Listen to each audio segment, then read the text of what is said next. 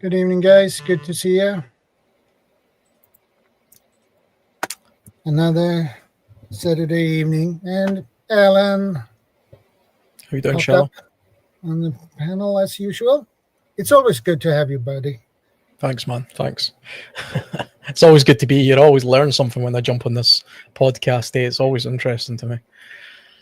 Yeah, and I like the discussions we have, even if they can turn out to be a little bit heated sometimes. But let's see who popped in here. Elusive, Dartmoor Survival. Good to see you. And Mother Earth Garden Club. Good to see you too. And Dear Love Survival. Good to see you too. Cookie Boom. Good to see you. And Evil Girl on your side, Ellen. Hi, Evo. Guardian Prepping, good to see you.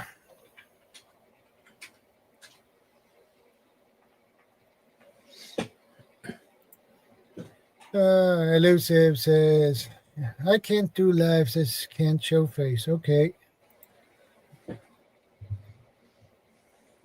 Renegade Prepper UK, good to see you.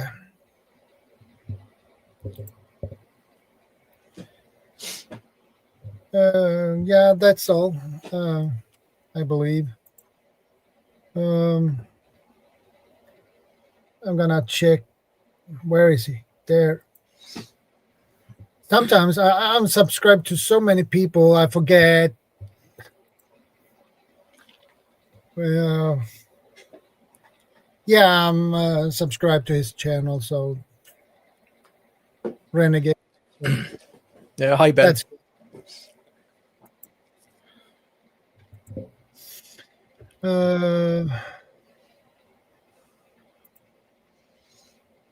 and Guardian say hey to you, Alan. Hey, Guardian. I need to catch up on some of your press up videos. They're intense. They make me feel so bloody unfit and unhealthy, and no motivation. Yeah. When I watch those, he's a machine. Yeah, some of the exercises he's doing, I don't understand how he can perform them. I can't. Would probably not perform them as good as he can, but it would probably look clumsy if I would even try them. Yeah. I probably would die after doing about 20 press ups, let alone however many. It was like 1,000 or something he does, something ridiculous.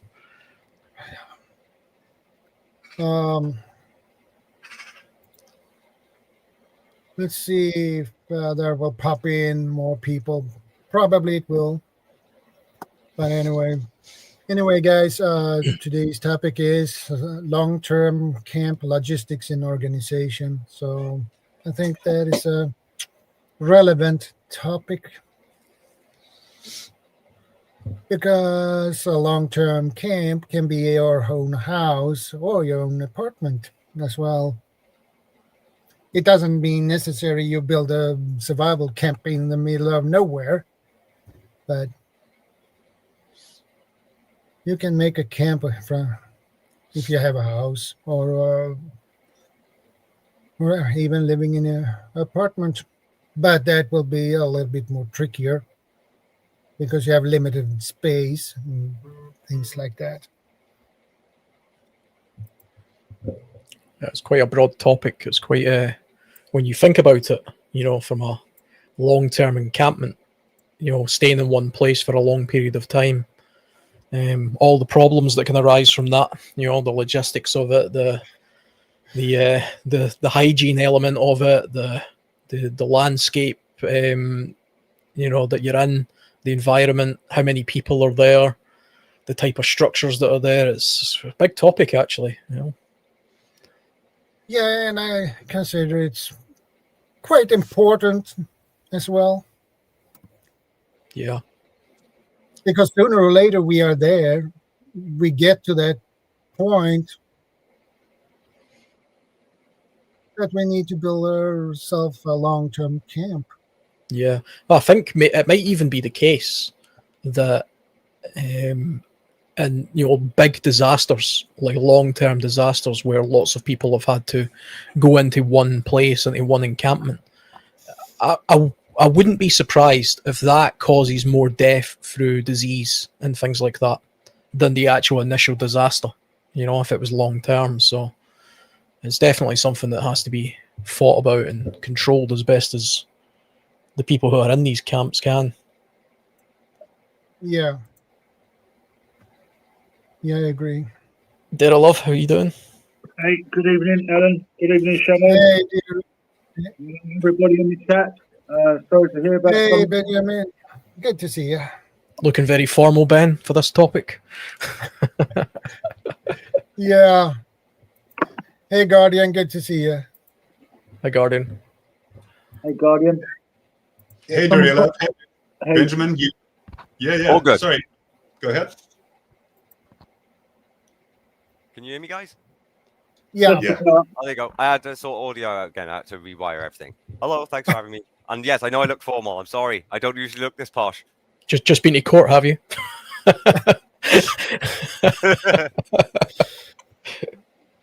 It's all in drones. They thought I was one of them. No, I'm joking. Yeah. Cool. A bit of a formal change, yeah, mainly because I was planning on recording some repairs, but I was like, this is a bit more important. So I'm still sorting things out, so excuse the mess. I reckon if we don't start organising our camps from now, we're going to be in a lot of trouble later on. I was watching recently, who remembers the Terminator films when John Connor, or was it I Am a Legend? I've got food and supplies. Whoever can hear me, he's poor fella's on his own. And I'm thinking, I'm just throwing this out there, guys, and see what you think. Is it good for us to start maybe getting organised now before, because after we might not have communication, might not have any way of getting in touch with people. And how, is it a good idea? What I'm basically asking, is it a good idea for us to set up some kind of community now? Yeah, I think so. I think just doing Welcome, Dan H. Good to see you. kind of doing what we're doing just now is the start, I would imagine, and then Yeah. we could formalize it a bit more into, more of a plan. Yeah. There's definitely, I mean, I know from the prepper side, the UK prepper side on Discord and things like that, there's various servers. I'm in one. I'm in the UK prepper one, which sort of breaks the UK up into zones. Hey, viewers. So people can better communicate with each other and organise should an emergency take place. Thanks for sending me the link there, Shadow. What do you think, Alan? What is the prices? Say, for example, in Scotland. Say, for example, a little farm, because I saw a place in Wales once. I know it's a bit of a bit away from Scotland, but there was a farmhouse with barns, with nice little bit of land on it, being rented for £580 a month. I was thinking, what's it like up in Scotland, like to perhaps rent an old farm? Yeah, well, I mean, it's dependable. I mean, the thing with the UK is the further north you go, the cheaper things tend to become when it comes to renting and buying and things like that. That's kind of just across the board. Yeah. You can buy a plot of land in Scotland, a few acres for as little as 10 grand. Wow. It depends. The thing is, the owning land doesn't mean you can do anything you want on it. You can't just dwell on it just because you own it. You can't build things on it just because you own it. You got some. I believe you got this tribe in Africa, one of the forests up in Scotland, claiming that Africa's, that it was their land. Yeah. Oh. Yeah, there is currently a crazy person who calls himself the king, and he's got 2 wives. I'm not sure what. I think they're from Nigeria, maybe, but they're basically squatting in a woodland in Scotland, and they're claiming that it's their land.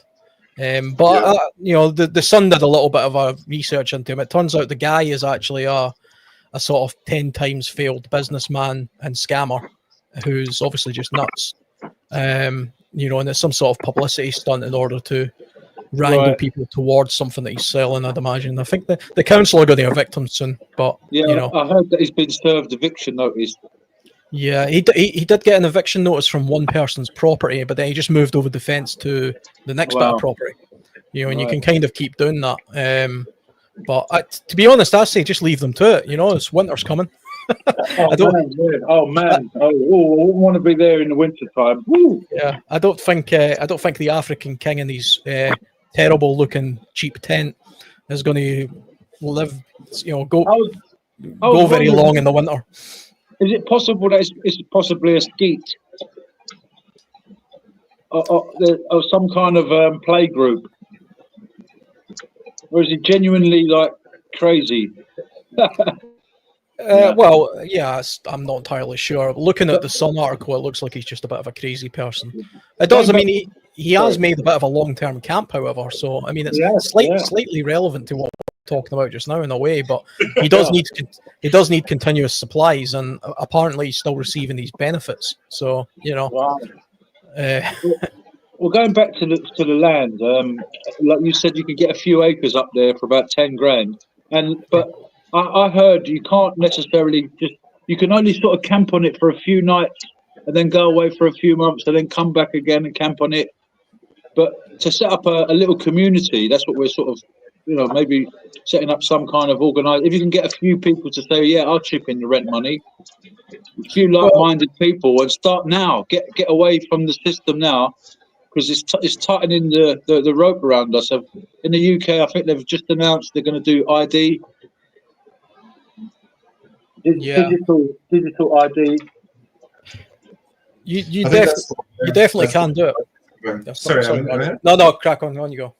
No. It's all good. Like, I actually am really enjoying the conversation that you guys are having as well. I think that I saw a news report on it sometime within the last several days, and I saw that it says the king and queen, and then it's their handmaiden. And I think that the handmaiden sounds like very much American. Like you can hear like in the video as well, and it's just it's a rather interesting concept considering like what is he's kind of preaching as well about bringing people from all corners of the earth to their homeland. It's rather interesting when there's actually documented cases of like the Scottish castles and that. Hey, as well. Bob. Hey, welcome in, Bob. Hey, Bob. Good morning. Bob. Hello. Morning, Bob. Good Hello morning. to everybody in the chat, by the way. To the people as well that are in the chat. We really appreciate you being here.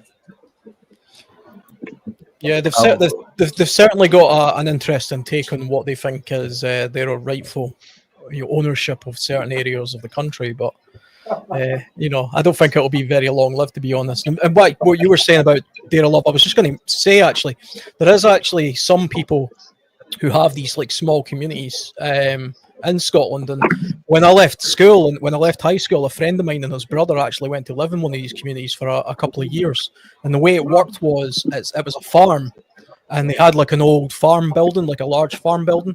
And then in exchange for slowly renovating this farm building, basically for free labour, they would learn skills about carpentry and building, masonry, all that kind of stuff. But they would also get to live there, effectively rent free.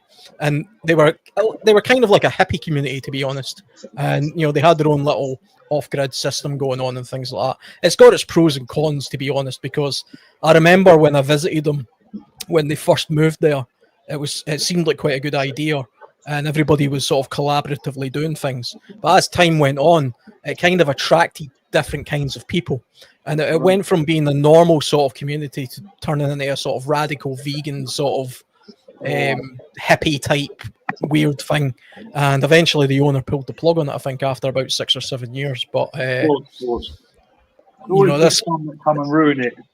Yeah, well, there was no leader. That's the thing. They were very idealistic. It was kind of the hippie thing. It's like, oh, we don't need a leader. We don't need we just all freely do what we want. We do this, we do that, and of course that descends into absolute chaos eventually.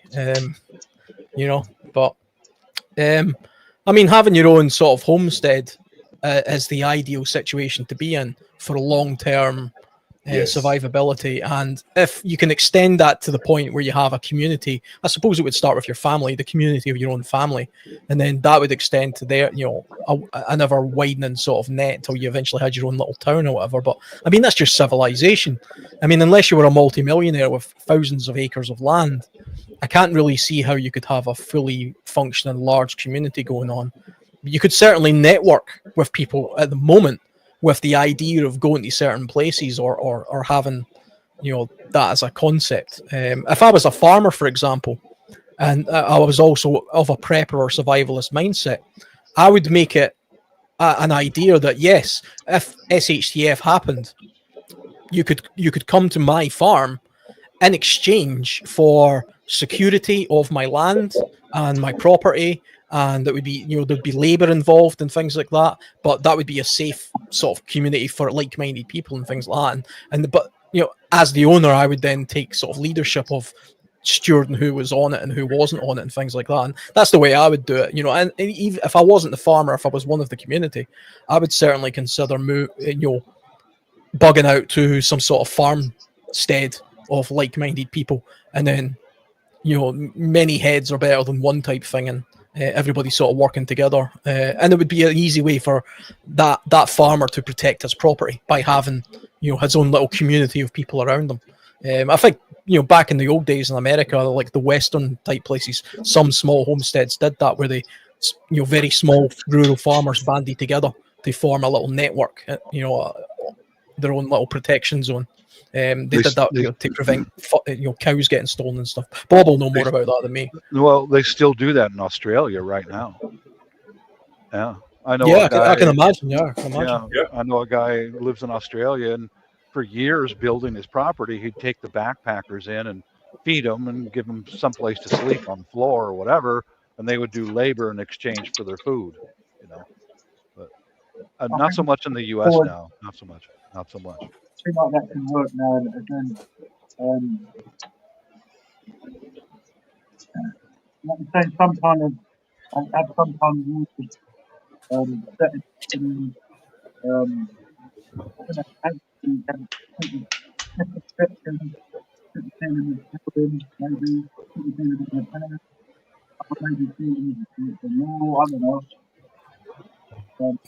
Your audio's not coming through very well. Yeah, you're lagging hard. Yeah.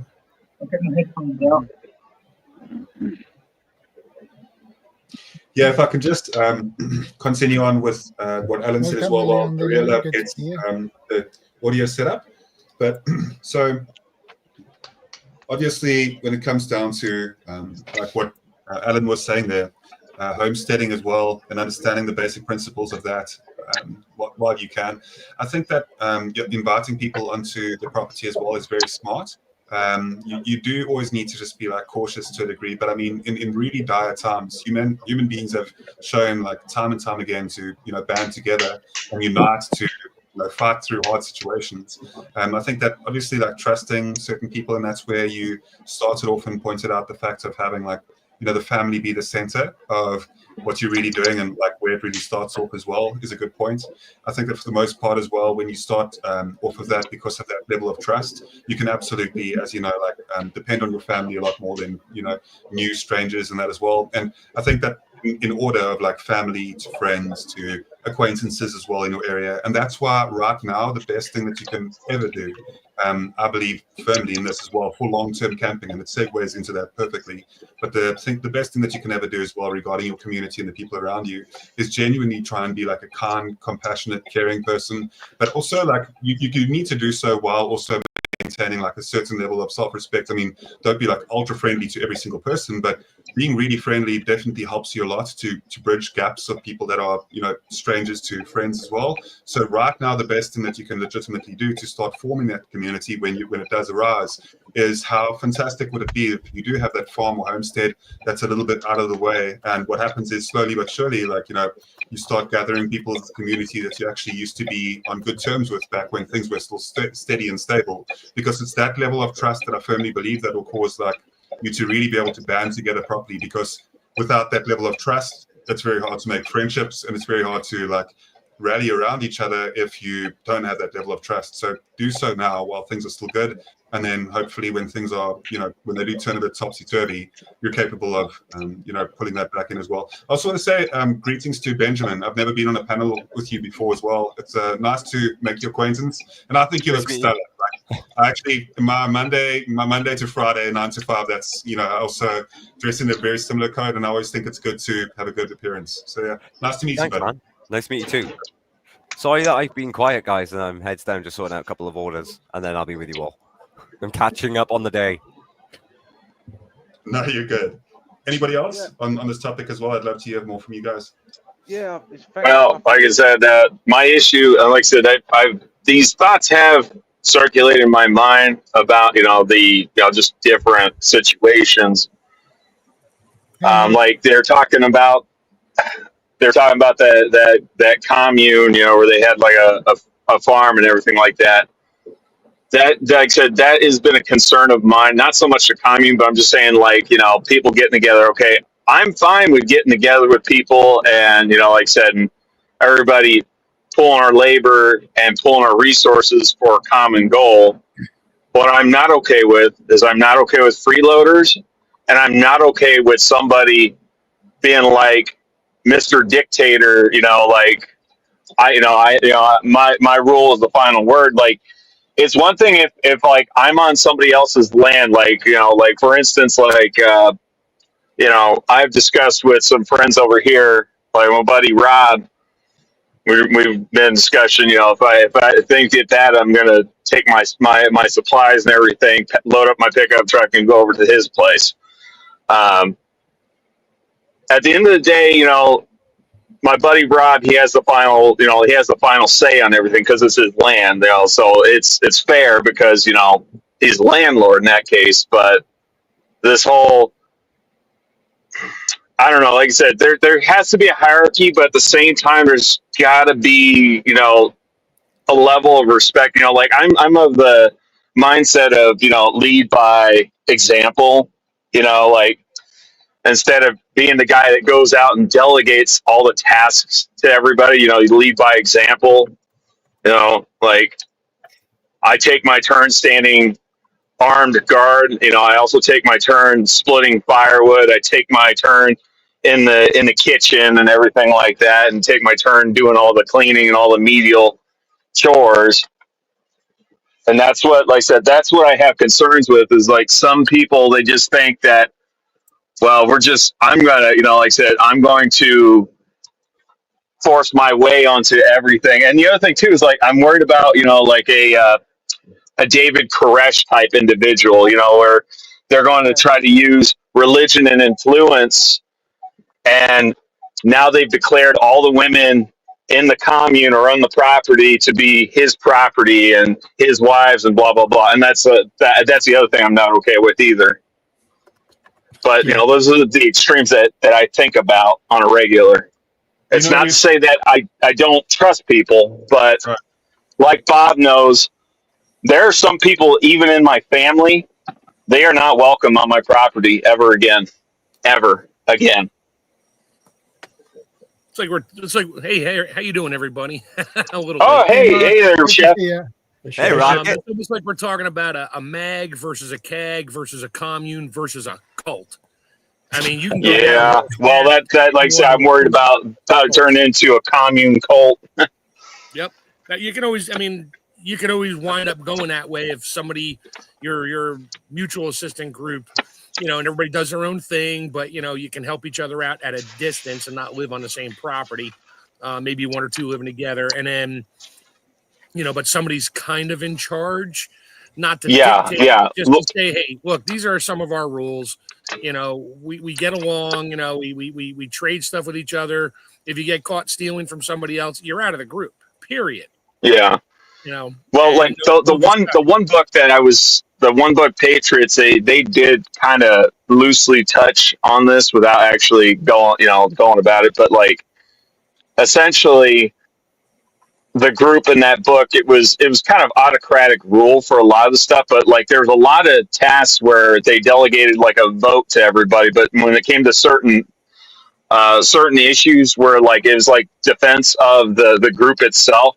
There was one guy, he had the final call and the final say on everything because he was the tactical coordinator essentially.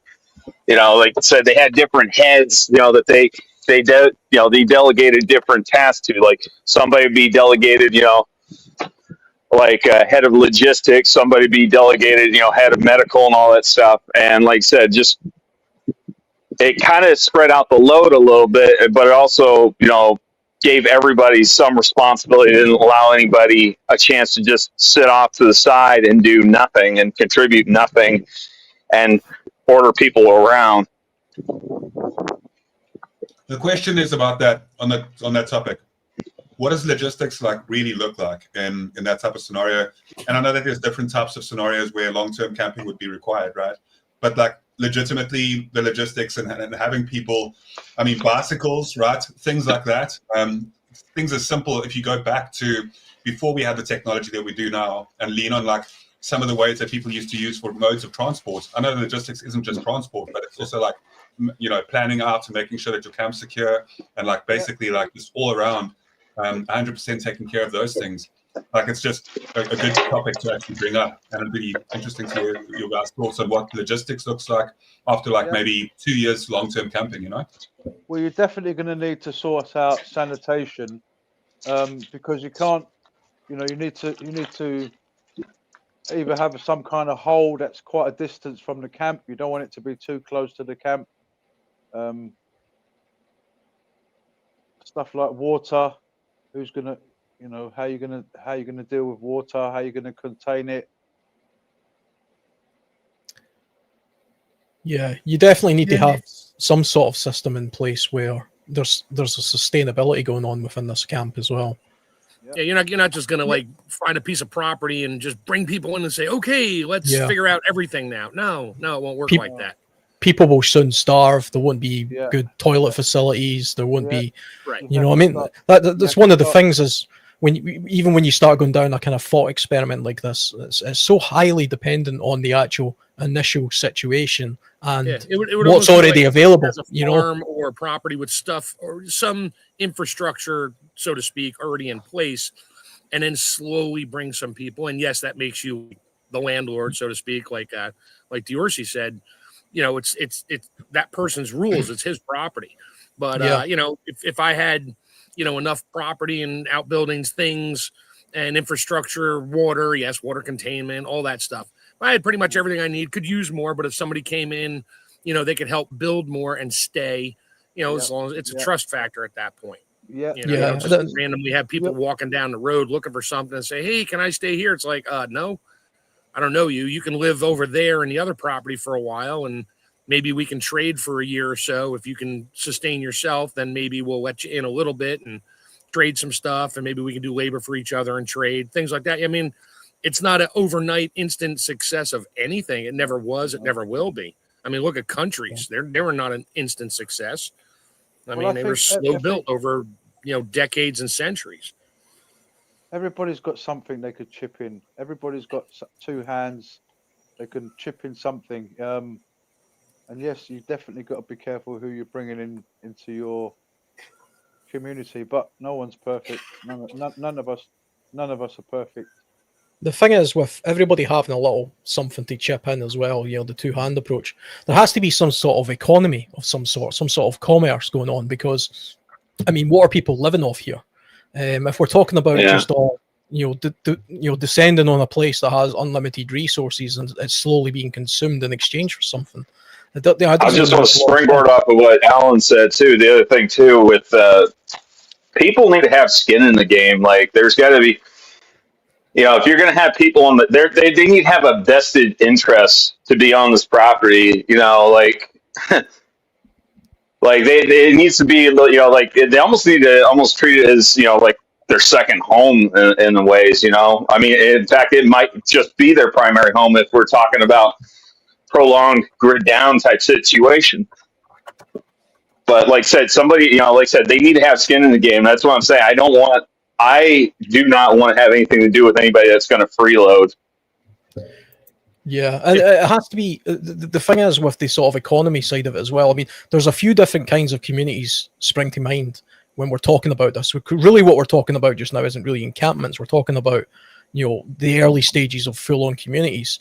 So we'll probably loop back round to the more basic encampments later. But I can imagine a sort of ranch hand situation. A rancher, hiring in ranch hands in order, in exchange for labor. He controls his cattle and things like that, because there's an economy going on there. There's commerce. The rancher is still selling, the cattle. So there's actually that like I said, there's operations like that in the Western United States that still do they operate that way today till this day. Mm-hmm. And they did that a lot even back in the 1930s during the Great Depression over here in the U.S. We had a lot of farms, a lot of major, agricultural centers, and a lot of ranching facilities where they needed labor, and they would have, flop houses, boarding houses where the labor would stay, and they would work in exchange for a meal and a place to lay their head down. Yeah, I tend to find that with a lot of things in long-term prepping or survivalism, by looking at what people did in the place that you're at in the past, that usually tells you what it is you would do. That's because you're not trying to reinvent the wheel here. I mean, it's literally a case of, well, how did people survive beforehand? So in the US, it would be sort of ranches and cattle and large area open spaces and things like that. That, of course, wouldn't work in a country like the United Kingdom. So what did people in the UK used to do back in the day? Well, we had a whole system called feudalism, which was, I won't bore you with what that is really, but imagine the sort of pre-democracy type days where the king ruled everything. But imagine the way they had it was, there was one ruler in a castle who would then have a village around about him. And each of the people who lived in the village was allocated a small plot of land. So they had like a hut, and then they would have, say, half an acre. And each one of them would grow a specific crop or raise, pigs or sheep or whatever on that one little plot. And what would happen is they would take a piece of it for themselves, and that would be how they sustained themselves. And then they would give the rest of it up the chain. There was a hierarchy of lords and nobles and all this kind of stuff, and eventually it goes all the way up to the king. And you think, well, what's in it for them? Well, they would then have the security of the community. They would have the freedom to be on their own little plot of land, doing their own little thing, and it would sort of work its way up. And then should, the Vikings invade or whatever, the king can then call on all the men to go and fight, and the women would sort of take over the little homestead. But it was entirely self-sustaining. And feudal Britain existed for hundreds and hundreds of years, maybe even thousands. I'm not entirely sure, but I mean that was how a small country like the UK can operate on much smaller areas of land. And each one of these little areas were linked up by walking paths, because most people didn't have like horses or anything, and they would basically just walk from trading point to trading point. And this is where bothies, bars, inns, taverns, all this kind of stuff was kind of invented based on the intermediaries between these communities. And of course, eventually you just end up with society that we're in today. But I mean, I think that's getting off topic slightly. Yeah, I was just going to bring up blacksmiths and the need for repair of those that are traveling between towns, Yeah, absolutely. I mean, it's the old thing where, you remember the old gold mining towns in the United States where people would rush to one area that there was a possibility that there was gold, and these communities would develop out of nowhere.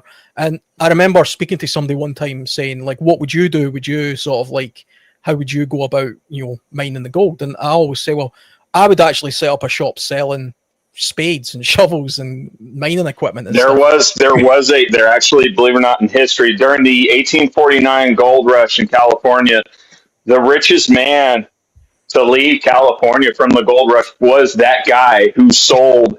Yeah. There was actually a guy, he went through, he bought up every last pickaxe, every last shovel, every last spade, everything. He went and cleared out all these stores, and he freaking marked it all up. And like I said, he cornered the market. He had a monopoly. And like I said, this guy that sold all the shovels and everything, this was the guy who, I don't even remember the guy's name, but he was the guy who ended up being the richest guy from the entire gold rush. Yeah, That's the he need. sold It had the nothing to do with that, the actual money. They were He a actually lot of took them out. gold as trade for all those parts, and he wound up. He didn't have to he didn't have to dig or pan for Nope. anything. He wound up with most of the gold because everybody else is trading their gold to go find more gold. A lot of those people were Chinese. Yeah. And the Chinese also cornered the market of laundry and a bathhouse for the people when they would come back in from the mines and all that. And these guys need to get their clothes washed and a place to wash up. And the Chinese were very yeah. brilliant. They did that. Just real quick, not to dwell on this topic, I was just going to say the reason why things also worked out the way they did back then. These towns spring up. You got to remember, a lot of this land was uninhabited. In fact, nobody really owned it. There was no claim to it. Like that Tom Cruise movie, Far and Away, where they're doing the land races and stuff like that. That's how much land was uninhabited and unclaimed. They were doing all the land claims and all that stuff. Like I said, it was different back then. It would be hard for something like that to happen today unless there was like a mass die off. People who happen to own land, that the landowners happen to die themselves. That'd be the only way something like that would work, or either that or people inhabit BLM lands. That's Bureau of Land Management, not Black Lives Matters, by the way. Yeah, I mean, I think it's the service industries or the industries that came out best with gold mining and railroad building and all these kind of pioneer things. I pay a lot of attention to the mountain men, the hunters and the trappers and things like that, because a lot of my survivalist type knowledge comes from the study of those kind of practices. But I always find it interesting that it wasn't really the trappers and the hunters that were making the big bucks. It was the intermediaries. It was the vendors, the middlemen in between who were trading between. Chain. Those are the real people who are, sort of making the money behind it and things like that. It really just depends on what you would rather do. Would you rather be one of those people, or would you rather be basically the worker going out and doing the thing? And I think, that's the natural direction of humanity. So, if we were talking about an absolute zombie apocalypse here where, there's very few people left in the world or in a particular place, we would revert back to this kind of style anyway. And then we would, work our way up the ladder of progress as we always have done in history. Entire civilizations have come and gone throughout all of human history. And slowly but surely they sort of build themselves up technologically and so on, over and over again. And the same thing would happen. The difference being that we're aware of the kind of level of progress technologically that we can be at, and we would always be striving to sort of get back to that place. I don't think if the world ended tomorrow in a nuclear war and there was still a couple of billion people left, they would just all say, well, you know what? I kind of liked it the way it was sort of back in the Amish days, the 18 whatevers. Let's just hold it at that. They would be trying to get to the point we're at right now. That would be the direction of progress. Sorry, go ahead, Alan. No, I was just ending there. It was just I get this idea that often when we think about these kind of things, like as a thought experiment, we're always trying to recreate something that's already happened, and we don't need to. There's no reinventing of anything here. We know what would happen. It's just a case of how do we get to that point. At what stage along the way are you? And how many people are, and what's the end goal? Here's a question. What about the logistics around education? If things were to go south and SHTF, what about a form of an education? Because she was on about in a community, people would come in, you would have your trade, your commerce. What about education? That's a good one. I think you would have to start thinking about mobilizing, first of all, just getting together, before you start thinking about all the,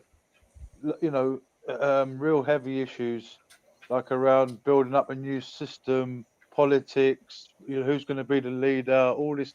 Initially, you need to start mobilizing, just getting the people there.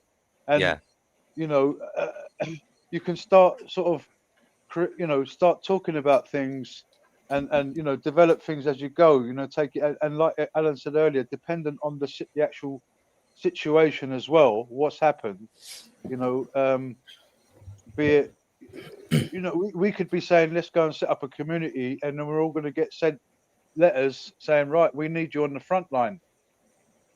There goes our plan. Well, I'm 65, you can't put me on the front line. Yeah, but I can put you in a factory that you can make stuff, or you can cook stuff, or you can clean stuff.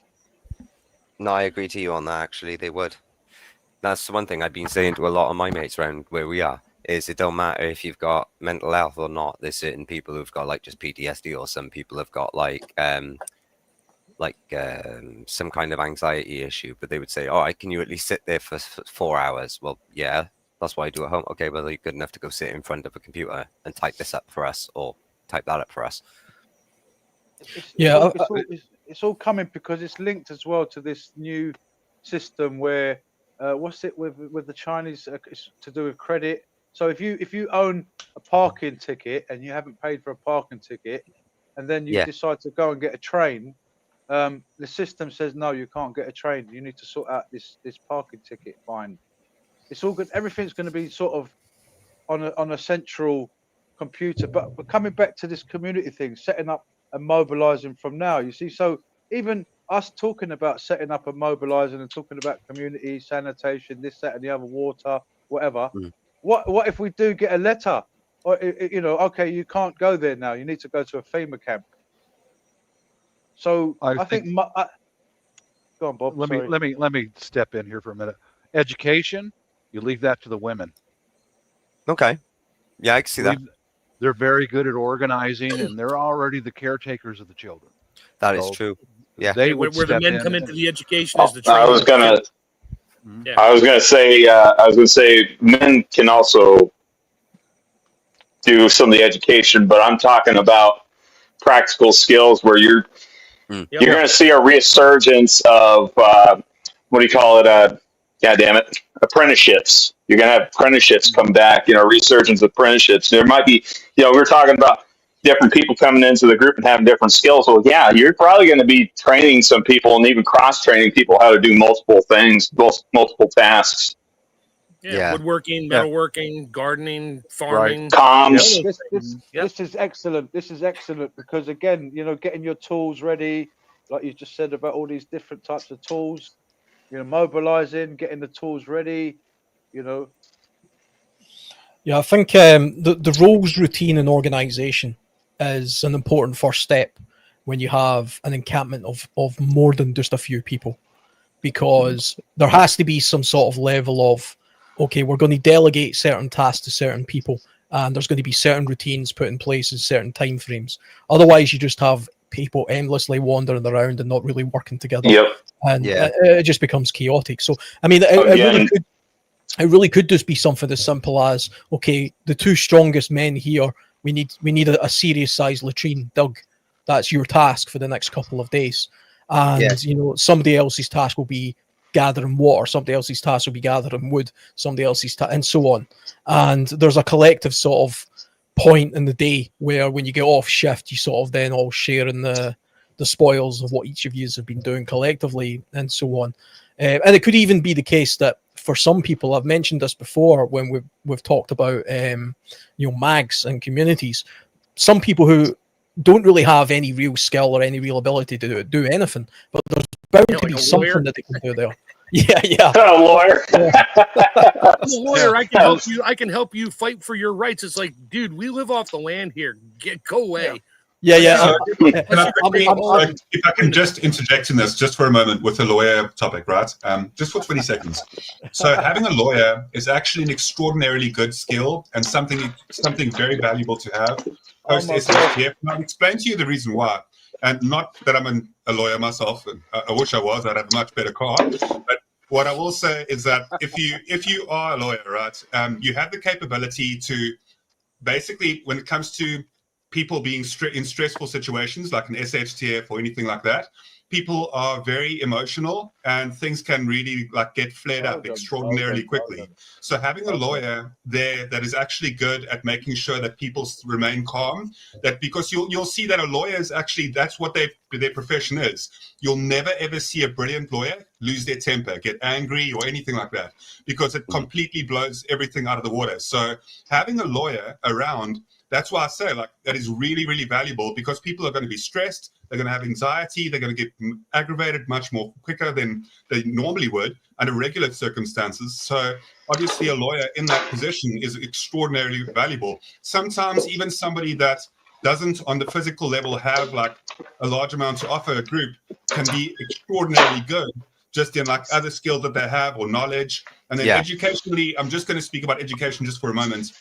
And I'll bring up technology, how we in the year 2025 have the capability to store encyclopedias on devices that we can use essentially and protect and assist people in education. It's just my point on education, Ben.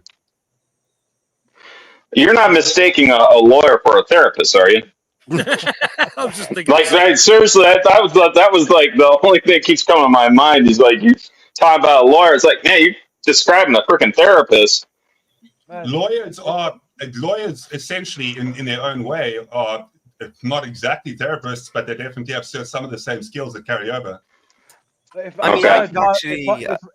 I had my way, I wouldn't allow any lawyers on the new territory. They're the ones who are causing all the trouble in the first place. Lawyers. Some of them, yes. Yeah. Do you know the interesting thing about lawyers, actually, now that we're talking about it, is if you take a look at some of the earliest records of written history, unbelievably, a lot of it's from lawyers. You know, you don't imagine that, but see way back in the days of like Alexander the Great and all these kind of people, they had lawyers. There had to be a mediator to, you know, all civilizations have laws, and you need somebody to be able to interpret the laws. And if you are being accused of something, whether it could be anything, like he stole my chicken, I think he should have his hands chopped off, but you're not very good at verbalizing your own defense, then it might be a good idea for you to say to somebody who knows a little bit more about the ins and outs of it, to say, I'll speak on your defense. It's just interesting that some of the security. Yeah, I mean, it's just interesting that some of the first accounts of written history are actually legal documents and ledgers. You know, Alan was being my lawyer there. You see what a lawyer would do in that position is defend his brother like that. Thank you, Alan. Everything has its place. It's just the problem is that with all these kind of professions, is they can of course be abused a little bit. Yeah, they can get a little muddy. Everybody hates a lawyer until they need one. In the meantime, lads, can you go and get some water and wood now? I mean, you could talk about. I mean, we're in the forest, you know, and our law and this stuff's going to apply here. It's going to be maybe when we have the campfire this evening, we could talk about stuff like that. Initially,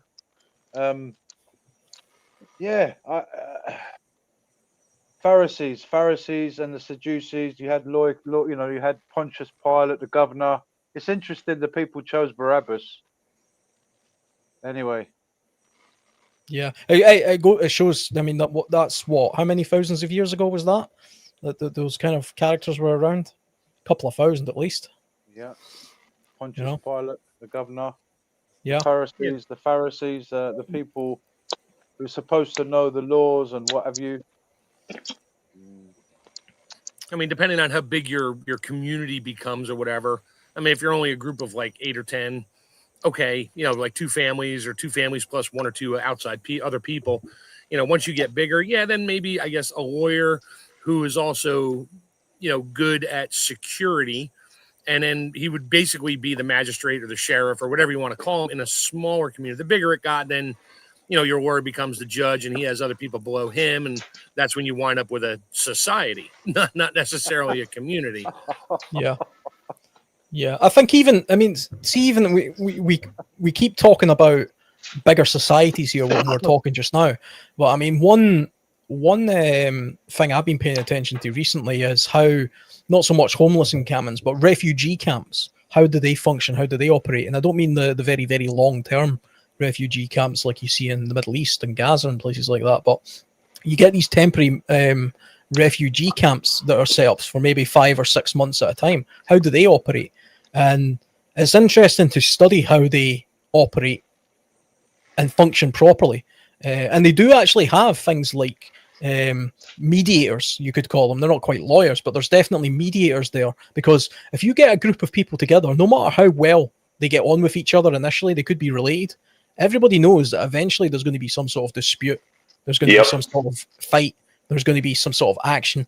And you also have to think about, how do you deal with somebody who is, just out of his mind or something, something's going on. And these are the thoughts I have that have circled in my mind quite a few times, especially, again, just thinking about the hypotheticals. We're in a mag, we're in a group, because I've seen it in real time where there are people that I thought I knew pretty well, that we all happen to be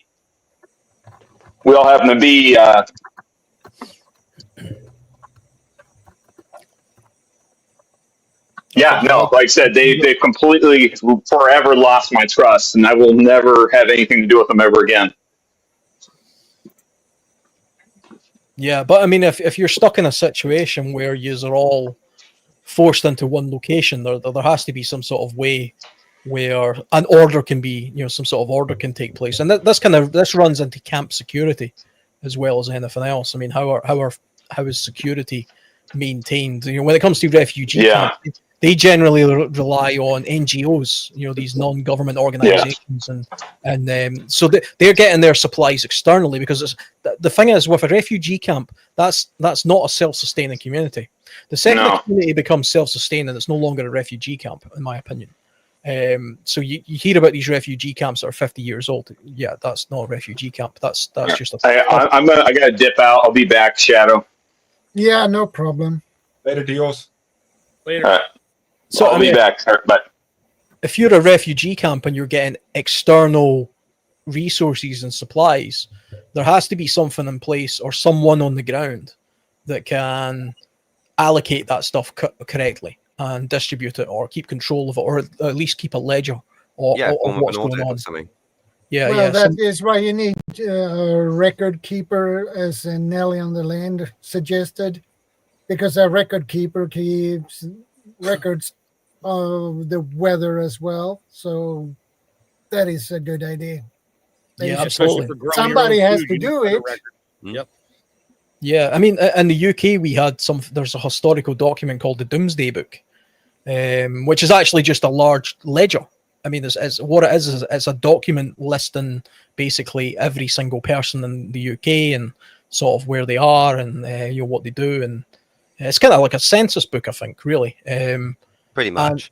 And that's, but it's a fascinating insight into how people used to survive back then. I can't remember what year that comes from. Somebody could Google it and find out, but that demonstrates a sort of written record of people thinking this way, thinking, okay, we need to document this.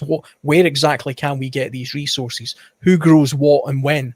How many members of the family are in that community, and so on. And the people who were getting this data together were using it for their own means. They were using it as a collective means of their own, pulling their own resources for, whatever that may be. But again, we're kind of straying back into the territory of full-scale civilizations and things like that, not really camp-orientated things. And Prepper for the Ages says, example, it's hard to dig latrines if the ground is frozen. Oh, yeah, it's really hard and tough work. You don't want to do that. You just got to get everybody to pee in the same spot for 20 minutes just to thaw it out so you can dig a hole. And actually, a thought to that as well, for what Prepper of the Ages said, is something I mentioned to Alan earlier on WhatsApp, which was the Zaporizhia nuclear power plant has gone into its 4th day of being on backup power or emergency power. So if something like that happened, and we saw something similar to a meltdown or similar to Chernobyl, something like that, something that we've seen in a sense in our history, how are you going to be able to dig a hole in the ground if there's particles? There's also that factor. I mean, that's the ultimate factor. That's the doomsday factor in a sense that most people would say. But if there was a form of a radioactive fallout, how can you dig if the ground is currently covered in particles?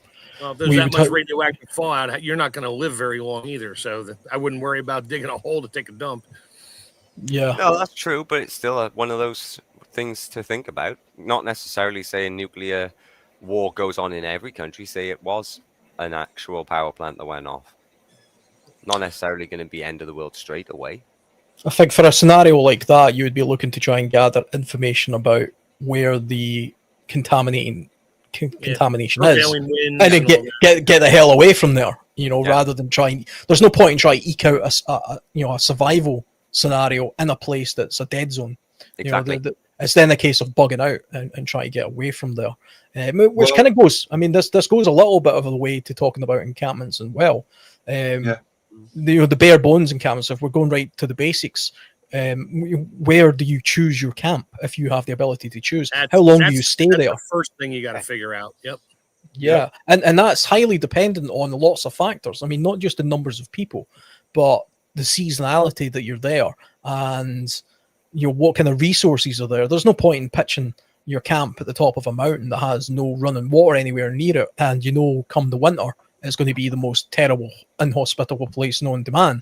Or you're in the plains of Africa and you think here looks like a fantastic spot right by this river, but it floods twice a year in the monsoon, or wildebeest herd through there once a year or whatever. These are the kind of because you're not just camping. The thing about an encampment is you're not camping. You're there for a long period of time. Otherwise, it's just camping. Yeah. So to me, anything beyond a couple of weeks to me is beyond camping. Then it's more of an encampment, and you have to think about all these other factors. You bring up a point with fallout, right? Just where geographically things could be when it comes to WW3 type scenarios. Yeah. And if you're speaking on the terms of that as well, for long-term camping, if you really were to go somewhere that is as far away as possible, and you were just mentioning the plains of Africa, like here in South Africa, when it comes to, because if you look at where South Africa is compared to where a lot of the other countries are in the world, I'm not saying it's as safe as Antarctica is, for example, but when it comes to places that are relatively habitable as well, I've got a really big backyard if you guys want to do long-term camping down here.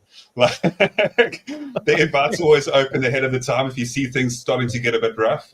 And, I'm just saying realistically when it comes down to things, if the world does get a bit shaky, I think that South Africa is one of those places. Australia as well. Australia is also pretty far off from where things would kind of get, upside down. Or you could look at a country like Chile, right at the bottom end of South America. That's another possibility. Yeah, there's a few countries that have been identified as prime spots that if you're lucky enough to live there, you're sort of, New Zealand often comes up. New Zealand, Australia, South Africa, Chile, some parts of Brazil. Kind of anywhere sort of south of the equator actually seems to be quite good. It's the northern hemisphere that's really screwed. Because the northern hemisphere has like 70% of the population above the equator. Yeah, I mean that's where all the bombs are going to be landing. Further between, South America, Africa, and Australia. I mean, and New Zealand. I mean, there's so much space in between it. If something happened in, say, Australia, if they had a nuclear whatever meltdown, something like that, something gets ejected up into the atmosphere, it's pretty much going to stay in the southern winds. Yeah, and not really, but it's got so much distance to travel, it'll thin out a whole lot and wind up raining down the ocean and getting not dissolved, but thinned down to the point of maybe not as bad. But up north here, if something happens in California, the whole country is wasted in terms of fallout or something like that, and then that's just going to travel on the jet stream and wind up over in Europe and everywhere else over there. So, the whole northern hemisphere is just way crowded for that. The only reason I made mention of it briefly was so we got some context to this was the couple of posts up on X from Reuters and people like that was if it was to go meltdown stage, it could be similar to Fukushima, and that's what they've kind of compared it to. Yeah, Fukushima's still ongoing, but nobody talks about it anymore. Yeah. Yeah, but I mean, how many people did Fukushima kill? We don't know. That's the problem. Yeah, but I mean, the tsunami killed more people. Oh, yeah. Oh, yeah. That's the people seem to forget that, I think, when they talk about nuclear disasters and stuff. It's very similar to Chernobyl. I've heard it said that Chernobyl killed 10,000 people, down the line with cancers and things like that. But that's also kind of like people who say, 10,000 people a year die in the UK from road pollution or whatever. Yeah, maybe, but not entirely directly. I mean, there's a bit of a tedious link going on there in order to link that up. When it comes to nuclear explosions and fallout, and with the actual particles in the air, the ones that rain down on you, and pretty much if you breathe them in, you're screwed. Really, you only have to be away from them for a few days. After a few days, most of that particulate is now ground level, and you can kick it up in the dust and whatever, but for the most part, you can go outside after that point. So you just have to hide away if you're in. Oh, we talking about fallout? Yeah. Yeah. But I mean, that's. I believe it takes 28 days for that stuff to fully dissipate, at least enough to where it's not harmful.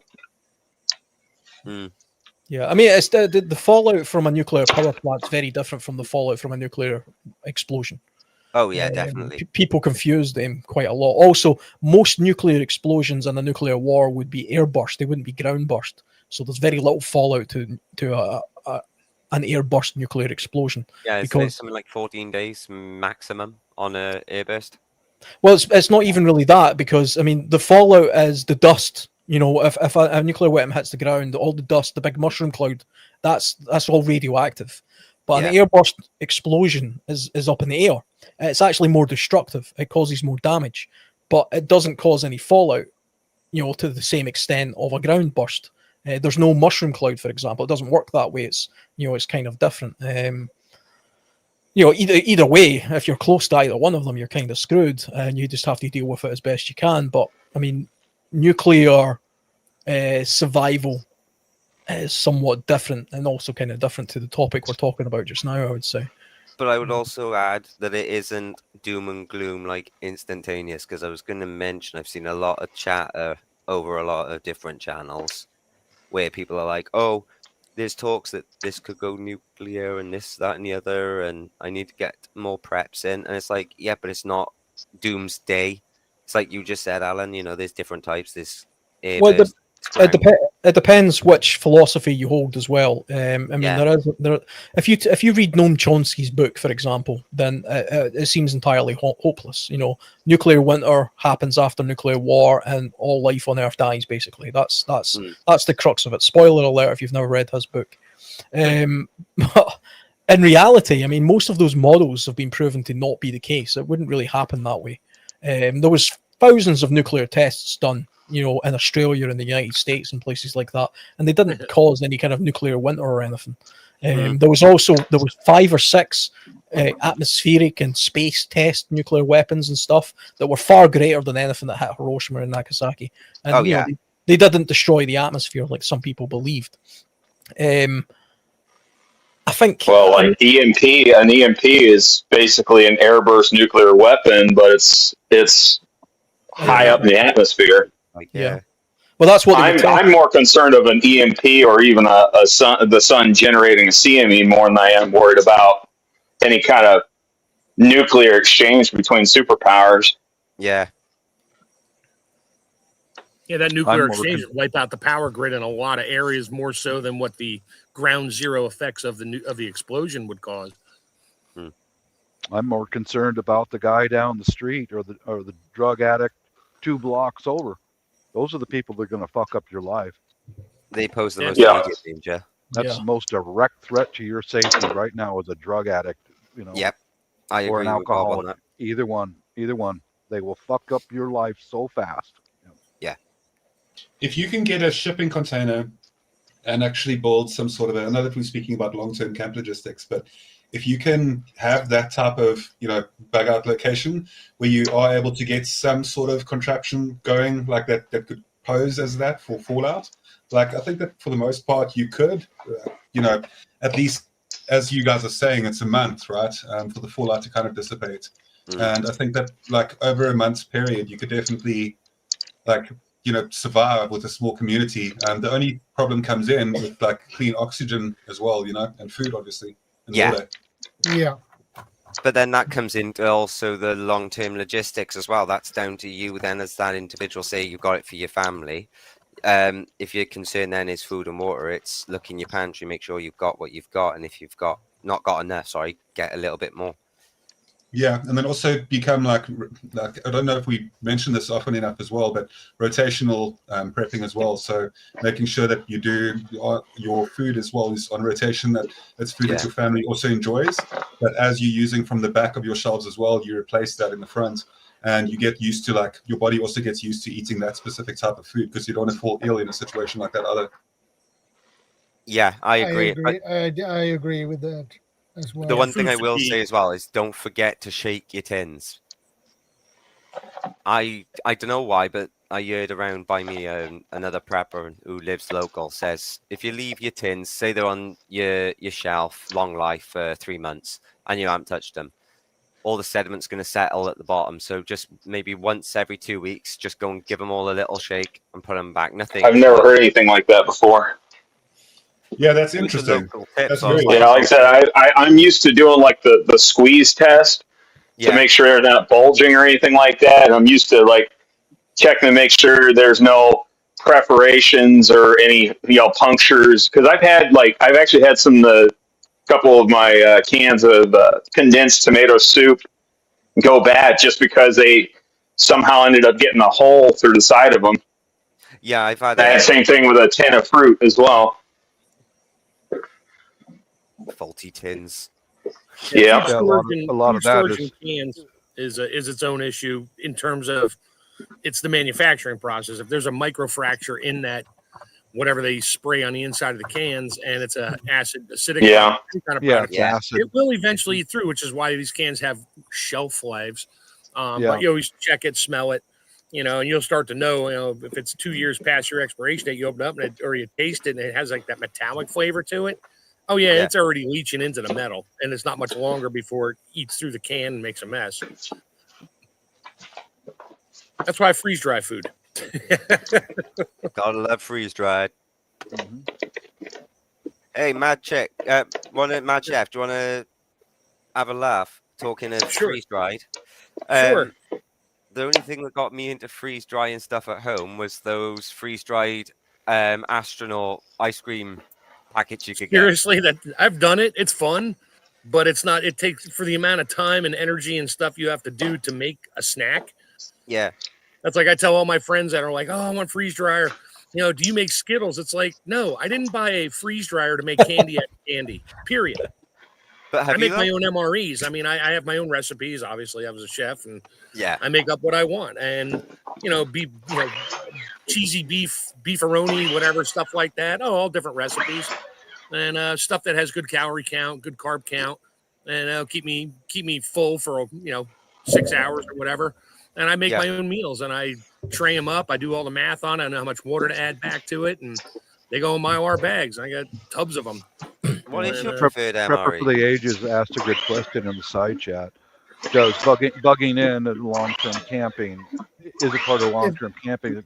I say yeah, it is. Yeah, I would say yes on that one too. Yeah, it is long-term. What is that background noise? Sorry, probably shut. No. It won't be me. I got soldering iron. I'm good. Yeah, I was gonna say I don't think it's making that noise there. Sorry about that. No, I'm firing up the generator because it's been sitting for a while. It was a pain in the ass trying to get to start up because I had old gasoline in it and I forgot to change it out. Even though the gasoline that was in it was stabilized, it still gummed up the carburetor. Yep. Now my favorite MRE or my best one would be anything with a protein, a starch, and vegetables in it.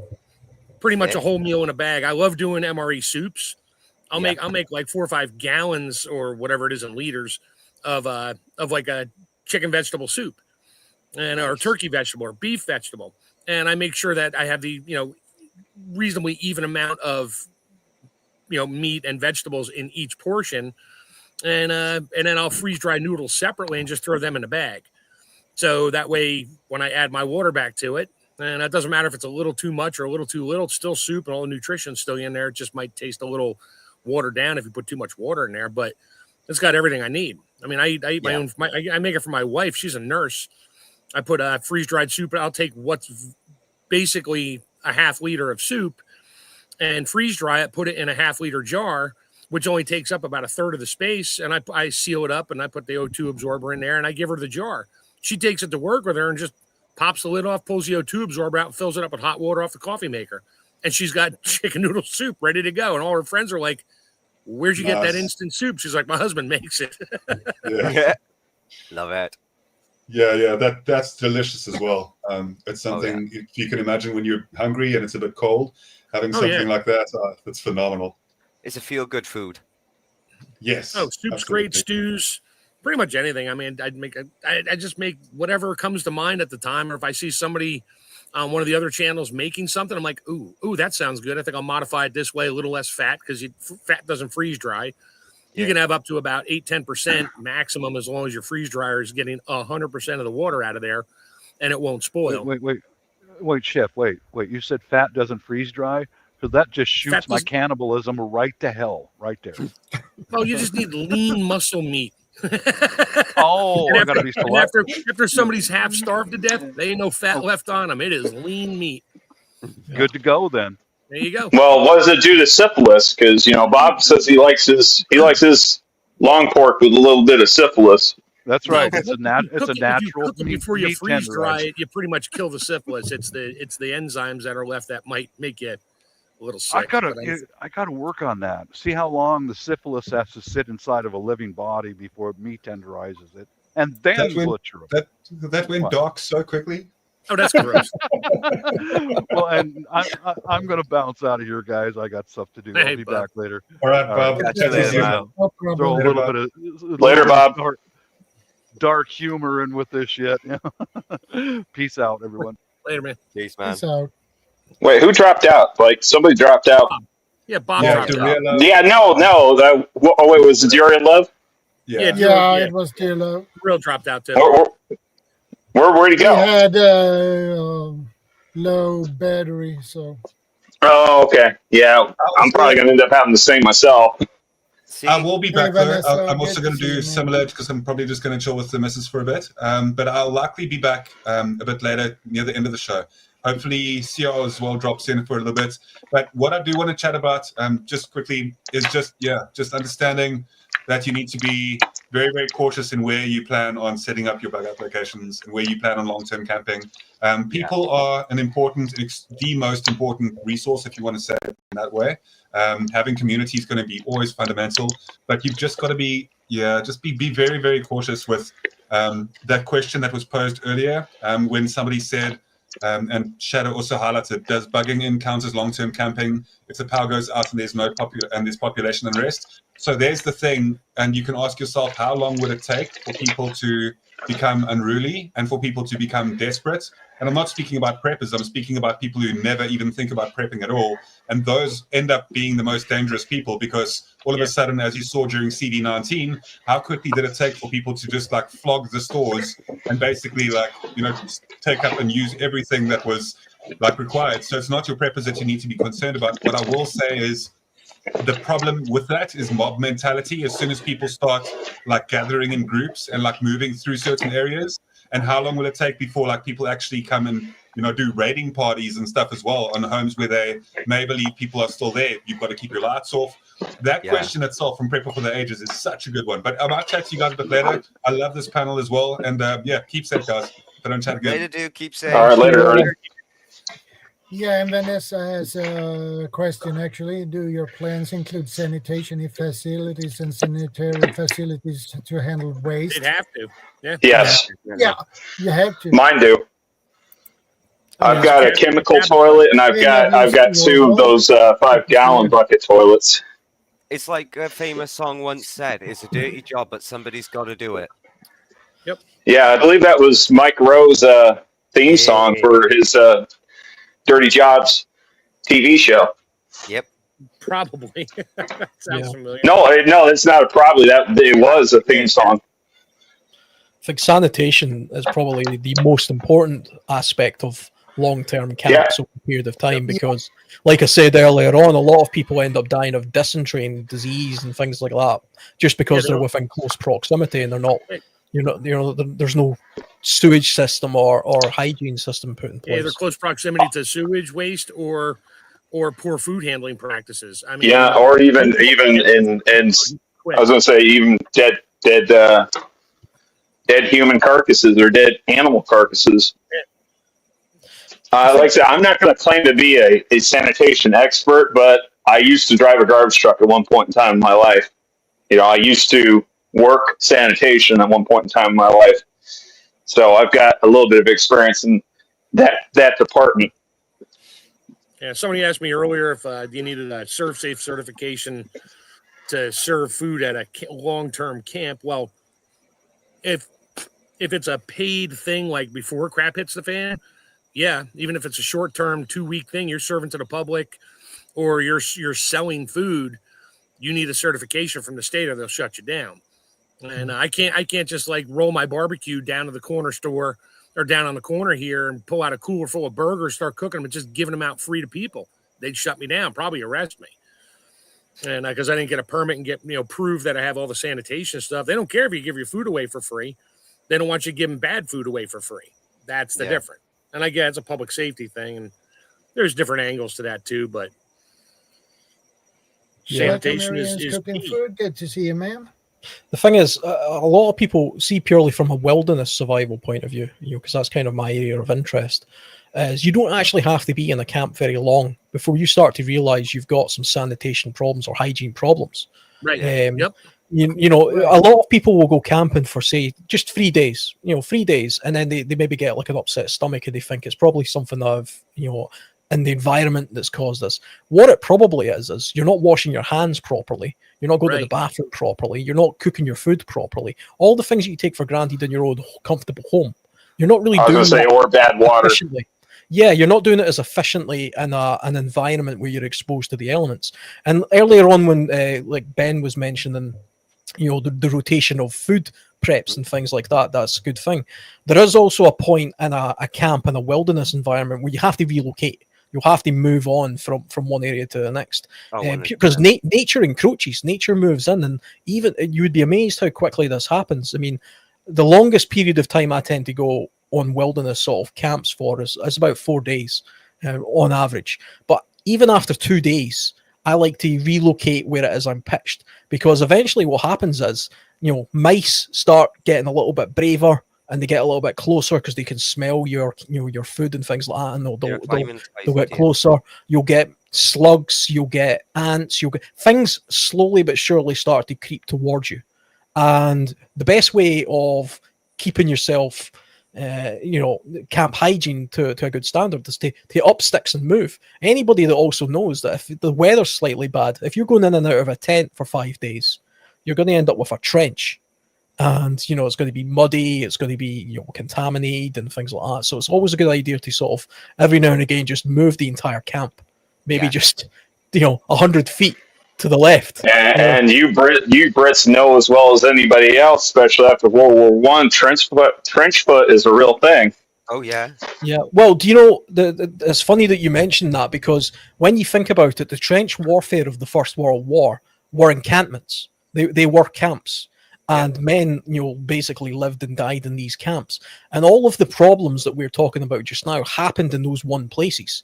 They were dealing with dysentery, disease, and water contamination. They were dealing with rats. They were dealing with, people would die from the trenches collapsing on them, not from the war. The thing just wasn't maintained properly, and it would fall on them and kill them that way. And the longer people stayed in one location, the more unsanitary and the more disgusting it became, because you haven't got any long-term, there's nothing taking away the waste. Cities are beautifully designed because they have a system in place that extracts everything away from you, and the logistics comes in. They're not self-sustaining. I don't think there's any city in the world that's truly self-sustaining. They rely on outside sources, and the waste that it produces gets shipped out. So there's a continuous movement going on there. And encampment has to be the same. The problem with encampments, especially wilderness encampments, is there's no infrastructure. unless you put some sort of natural thing in place, which is why it's a good idea to up sticks and leave every now and again. That would have to be taken. You would have to think about that if you were thinking about setting up a camp. It's okay to have a farm, to say, okay, I've got 2 acres of land, me and my entire family, my whole community is going to live here in the apocalypse. How long can they actually live there before that turns into... has anybody ever seen Glastonbury when it rains? No, I've been there when it's raining. Yeah, it turns into a swamp. Oh, yeah, Now, you don't want to be pitching your tents or anything up in there. yeah, I mean, the whole place gets churned up. Farmers know this. This is why, one of the reasons why they'll have cattle on one field and they'll graze the hell out of it, and then they'll move them field.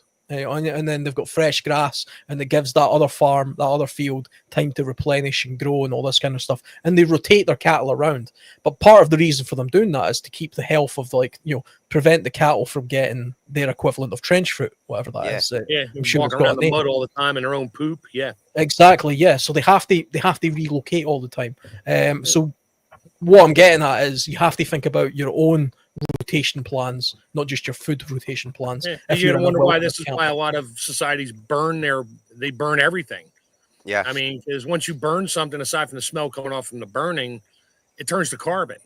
Bodies, feces, you name it. Your toilets and that. The military did that. It mixed diesel fuel with their buckets of poo and lit it on fire to burn it off, so it wouldn't spread bacteria. It might stink real bad when it's burning, but there's no living bacteria in that odor. So just most of the time.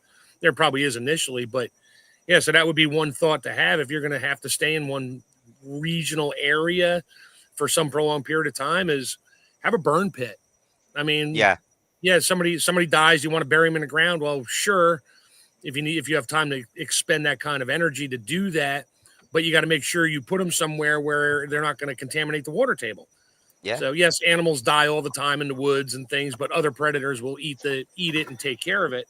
And I mean, by the time everything's done, there's just bones left. But I mean, burning pretty much everything, all your waste and and all that carbon that's left from it, it's actually good for the environment. So it's well, like I said, this does bring up another issue of logistics. It's like, do you have enough fuel stored up to be doing that? Because you got to think, if I've got diesel fuel or gasoline laying around, I'm not unless I know it's going bad. I don't want to be using it to be burning stuff. Right? No, you don't utilize your resources to burn dead resources. I mean, you utilize like wood, sticks, brush, stuff like that, and just make a burn pile. Not pour gas all over it or diesel to burn it. I mean, unless you're desperate and need to get something gone really fast. But yeah, put it into as long as that pit is downstream from your water supply or your water table. Yeah, put stuff in there, but burn it frequently. I mean, it's going to be wet initially. Sooner or later it dries, and you build enough fire, throw enough sticks and wood and stuff on there, just whatever things dry out and it burns. Everything burns to some extent. Oh, yeah, definitely. I think as well, I mean, what we're talking about here is the difference between an encampment and a settlement. So a settlement is somewhere where there's a long-term sustainability of that, in that area. You're not just living off a resource. You're not just wading yourself through supplies, kind of like a homeless encampment or a refugee camp or something like that would be. A settlement would be somewhere like a small village, where there's a system in place for having these burn pits. There's a cemetery where the dead would go. There's some sort of latrine trench further away, and it would move accordingly based over a period of time. Those are settlements. Encampments are, I would, places like, homeless. If you look at homeless people, you get these homeless communities, especially, they're quite well known in the States, but you get them all over the world. They're large tent city type communities. And you take a look at the way that they kind of function, if you can call it that. They're heavily, heavily dependent on volunteer forces coming in and solving a lot of the problems for those people. Now, there's different reasons for that. I mean, some of those people are incapable of looking after themselves, and that's why they're in that situation in the first place. So they're not going to be thinking about how to best build a latrine or something like that. They're only interested in getting through the day. But I think it would be important, if you know you're going to be in an encampment of some sort, you have to think about, what kind of encampment is this? Is this an encampment that relies entirely on outside sources? Or is this an encampment where we're going to try and self-sustain ourselves like a community? Because those are two very different things. And that makes a big difference to the location that you site yourself. Because if you're relying on outside sources, you can basically make an encampment anywhere. Because it doesn't really matter that. It could be a field in the middle of nowhere, because an outside source is bringing things in and taking stuff away. That's why you get cities in weird places, although usually by rivers, because that's part of the way how they get their stuff in. But if you're talking about long-term sustainability, like a woodland, for example, okay, fine. But how big is the woodland? What kind of resources does it have? How do you not overmanage it? If you just go in there willy-nilly chopping trees down and doing things and saying, yeah, we've got all the resources you need, you're going to find yourself, burning, slashing and burning yourself out of your own resources. So essentially what you're saying is being a steward of your land. Yeah. Or at least think about it. At least take that into consideration when taking a look at the long-term survivability, the long-term prospects of how it is you're going to be there. For me, everything's about survivability. Survivability is about how do I survive today, tomorrow, the next day, week, a month, and so on. And everybody knows all of the things that they need in order to do this. It's just a case of, do I have that here? If not, how do I get it? And if I can't make it, somebody has to give it to me, or I have to get it from somewhere. Yeah. And it's working that out will then determine what kind of encampment you've got. Yeah. I definitely agree with that. You've also got things like sustainability of expansion. I mean, how big can this camp go? How many people can you get in? Even if you've got, let's say, a small camp, say there's 50 of you, you've got this good thing going on. You're by a river. It's a fairly good climate. You've got, there's a forest nearby, so you're keeping warm in the winter. There's some resources, some food. There's 50 of you. Every animal has something called the carrying capacity, which is a population cap, where once you go beyond that point, you can no longer sustain that population. And that's why you get these mass die-offs in populations. That's why if you have too many deer, eventually they overgraze and they die of terrible diseases and they die painfully. That's why they need to be sort of managed. Wildlife is a great teacher for that. I mean, when absolutely. I have it around here. And when you have 2 great seasons in a row, growing seasons, everything in the forest and woods are growing, acorns are falling, the squirrel populations increase and the bird populations increase, and all of a sudden the next year, now you got, there was plenty. If there's food, they breed, and when there's no food, they don't breed, but then they die off. Yeah, you got a crash. Yeah, huge crash. We get that. We get that in the States here in different regions, like all the time. It's there used to be thousands of squirrels everywhere. Now there's 2. Yeah, that's because there was a drought for 2 years. Nothing grew, and the only ones that survived were the ones that knew where to find the food, and the rest of them starved to death and died off of diseases and stuff like that because they couldn't get water, couldn't get anything, and they die. And it doesn't matter what animal it is; it's all the same. Yeah, absolutely. Hi, Brian, by the way, from Scottish Prepper there. In Scotland we have a deer problem. There's a large number of deer in this country, but there's no natural predators. There's no wolves and bears and things like that, killing them off. The only thing that kill deer in this country are cars and a few land managers. Hunters. Yeah, hunters, but there's too few of them. There's not enough of them. So we have there's far more deer. Can you get a license to go hunt or no? No, you can't do that. I'm a hunter, so I hunt deer. I manage a small piece of land, but it's incredibly difficult in the UK to get the permissions to do that. You need lots of licenses and all sorts of stuff. I won't bore you with the details, but the point I was getting to was we have so many deer in this country. What you tend to see is we have these boom periods where for a few years there's so many deer. They're just everywhere, but they destroy all the trees. They destroy a lot of crops. They'll do a lot of damage, and then they eat their supply chain. They eat their supply chain, but then they don't die immediately. What happens is they kind of start to crash in numbers, and what you end up with is a lot of deer with disease and injury, because it becomes a survival of the fittest. Only the very fittest deer survive, and the other ones, can't get to the very small amount of grazing that's left, and they die painfully and they die horribly and they spread disease. And the same sort of thing would happen if you had too many people within your community. So there has to be you have to know what your carrying capacity is. This is the long way. This is me going the long way about saying you just have to be mindful of what you can actually genuinely sustain in your little encampment, your little village. Everybody knows that if you just flood a village full of people, it becomes so unsustainable from a sanitary point of view, from a food point of view, from a, basically everything point of view. It just doesn't work. And that's why it needs to be spread out a little bit more, and that has to be controlled as well. Yeah, so you get people like, oh, I bought property, it's 50 acres or whatever size it is, and there's deer everywhere. It's like, okay, then you start eating the deer. As long as you're not eating more than whatever the percentage number is where they can keep repopulating every year. But if there's only a few and you take them out, now your hunting area needs to expand further and further and further out every season because you just wiped out the population.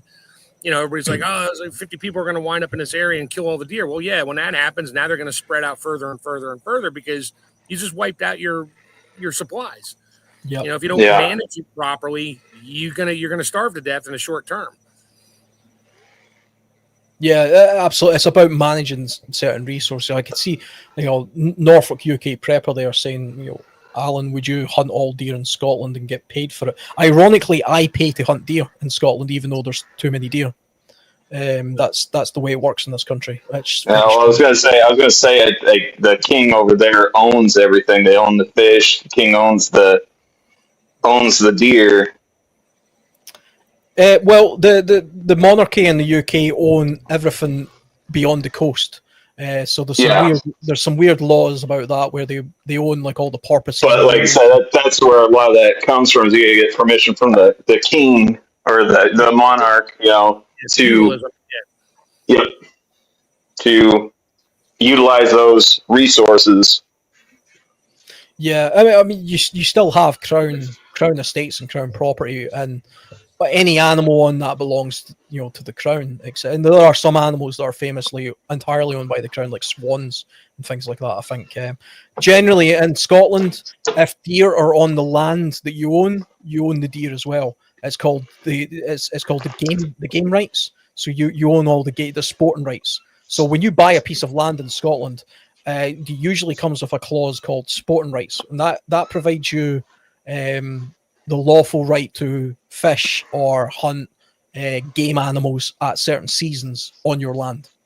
So the landowner effectively owns the deer. But I mean, there's seasonal laws as to when you can take them and stuff as well. Badgers, for example, are protected. So even if you own the land, and badgers, for example, are blamed for spreading TB in the UK. If you had cattle and you knew there was badgers on your land that had TB and you wanted to protect your cattle, you cannot legally kill those badgers. They don't allow it. They try to go through vaccination process. It's kind of like the birds of prey over here in the US. Like pretty much almost all of them are protected. Like it's very difficult to get permission from the government because, like, one of the issues that some people have, they're raising smaller livestock like chickens, and they'll have like red hawks, like eagles and stuff that come in, and they'll devastate their chicken flock. It's really difficult to get permission from the government to deal with predatory birds over here because, like I said, most of them are protected, and it's only because at one point in time there was an abundance of overhunting over here that just about wiped out a lot of the animal population. Yeah, there's lots of birds and things that are protected in the UK as well. Lots of hawks and buzzards and things so that were historically wolves are also protected over here too. They got a lot of issues where they had reintroduced wolf populations that were extinct in that area, and now ranchers are having issues like up in parts of like northwestern Colorado where the wolves are decimating their cattle, and they're legally not allowed to kill the wolves. They're legally not allowed to kill the wolves, even though the wolves are destroying their livestock. I know turkey vultures are illegal to kill in Pennsylvania, Maryland, because they're like the cleanup crew. They're the garbage men. You know, something dies on the road, they're down there and they will eat everything up and leave the bones. And they're when they crap, because they used to roost in a tree line behind my house, and when that wind blew the wrong way in the morning, oh my God!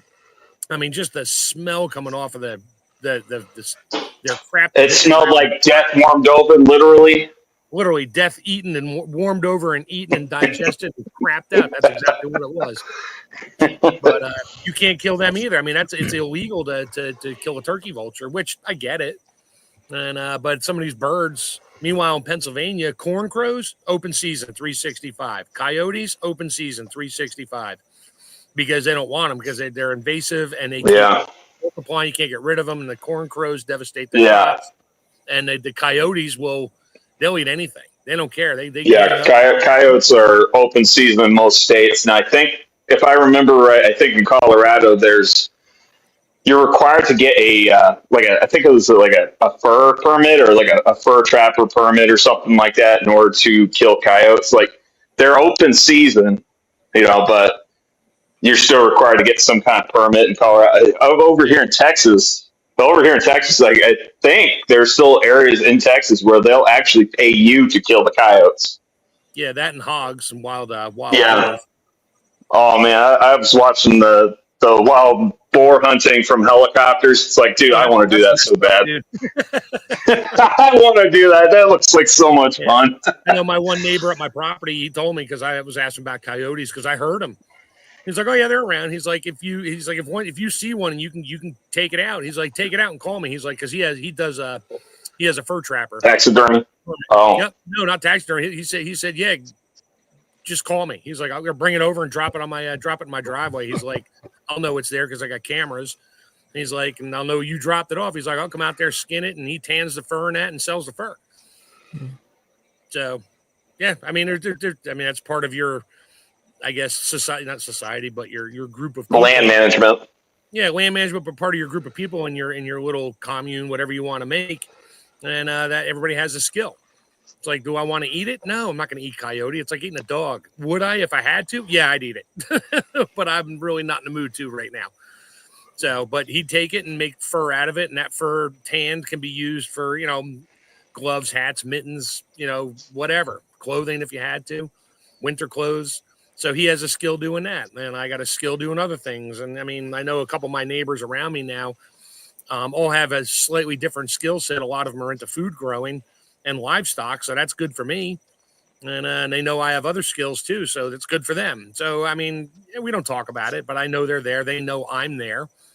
And it'd be more of a trade thing if I had to get stuck out there for a prolonged period of time and I knew they were there. Yeah, I'd meet them at the fence line and talk to them. I'm not going to go strolling on their property to say hi because probably get shot. But I'd see them out or hear them or something and stroll in that direction and talk to them at a distance and make sure they're okay and see if they need anything. And they'd probably say the same about me. If you need something, just whistle or something from the distance. We'll know it's you, and we'll get together and figure something out. So there's not a lot of trust factor yet because I don't know them. They're not friends or anything like that. They're just neighbors. So, I mean, that would take a significant period of time to build some kind of trust from them to me and me to them. I mean, like anything else, you're gonna try to have your little group of people. That's fine as long as it's friends, family, or people that you already trust and know. Except for Diorcy there, who won't bring some of his family in, and I have the same issue talking about, and with a few friends. Yeah, well, like I said, I've already met one person, who I thought I knew, and then he ended up showing his true colors later on. Like I said, on YouTube, he's part of the prepping and survival community. I'm not going to name his name, but I will never have anything to do with him because he's untrustworthy.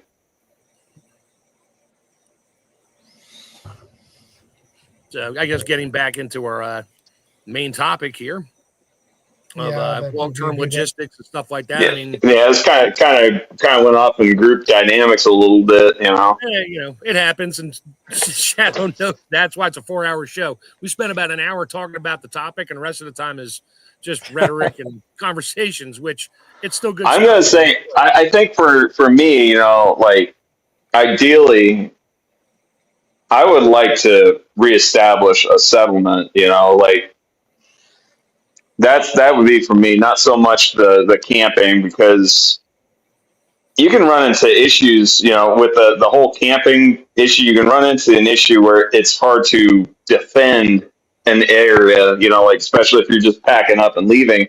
Whereas if you got like, just a place that's already pre-established, you can actually just devote your time to, like you said, agrarian lifestyle and, defending the homestead, so to speak.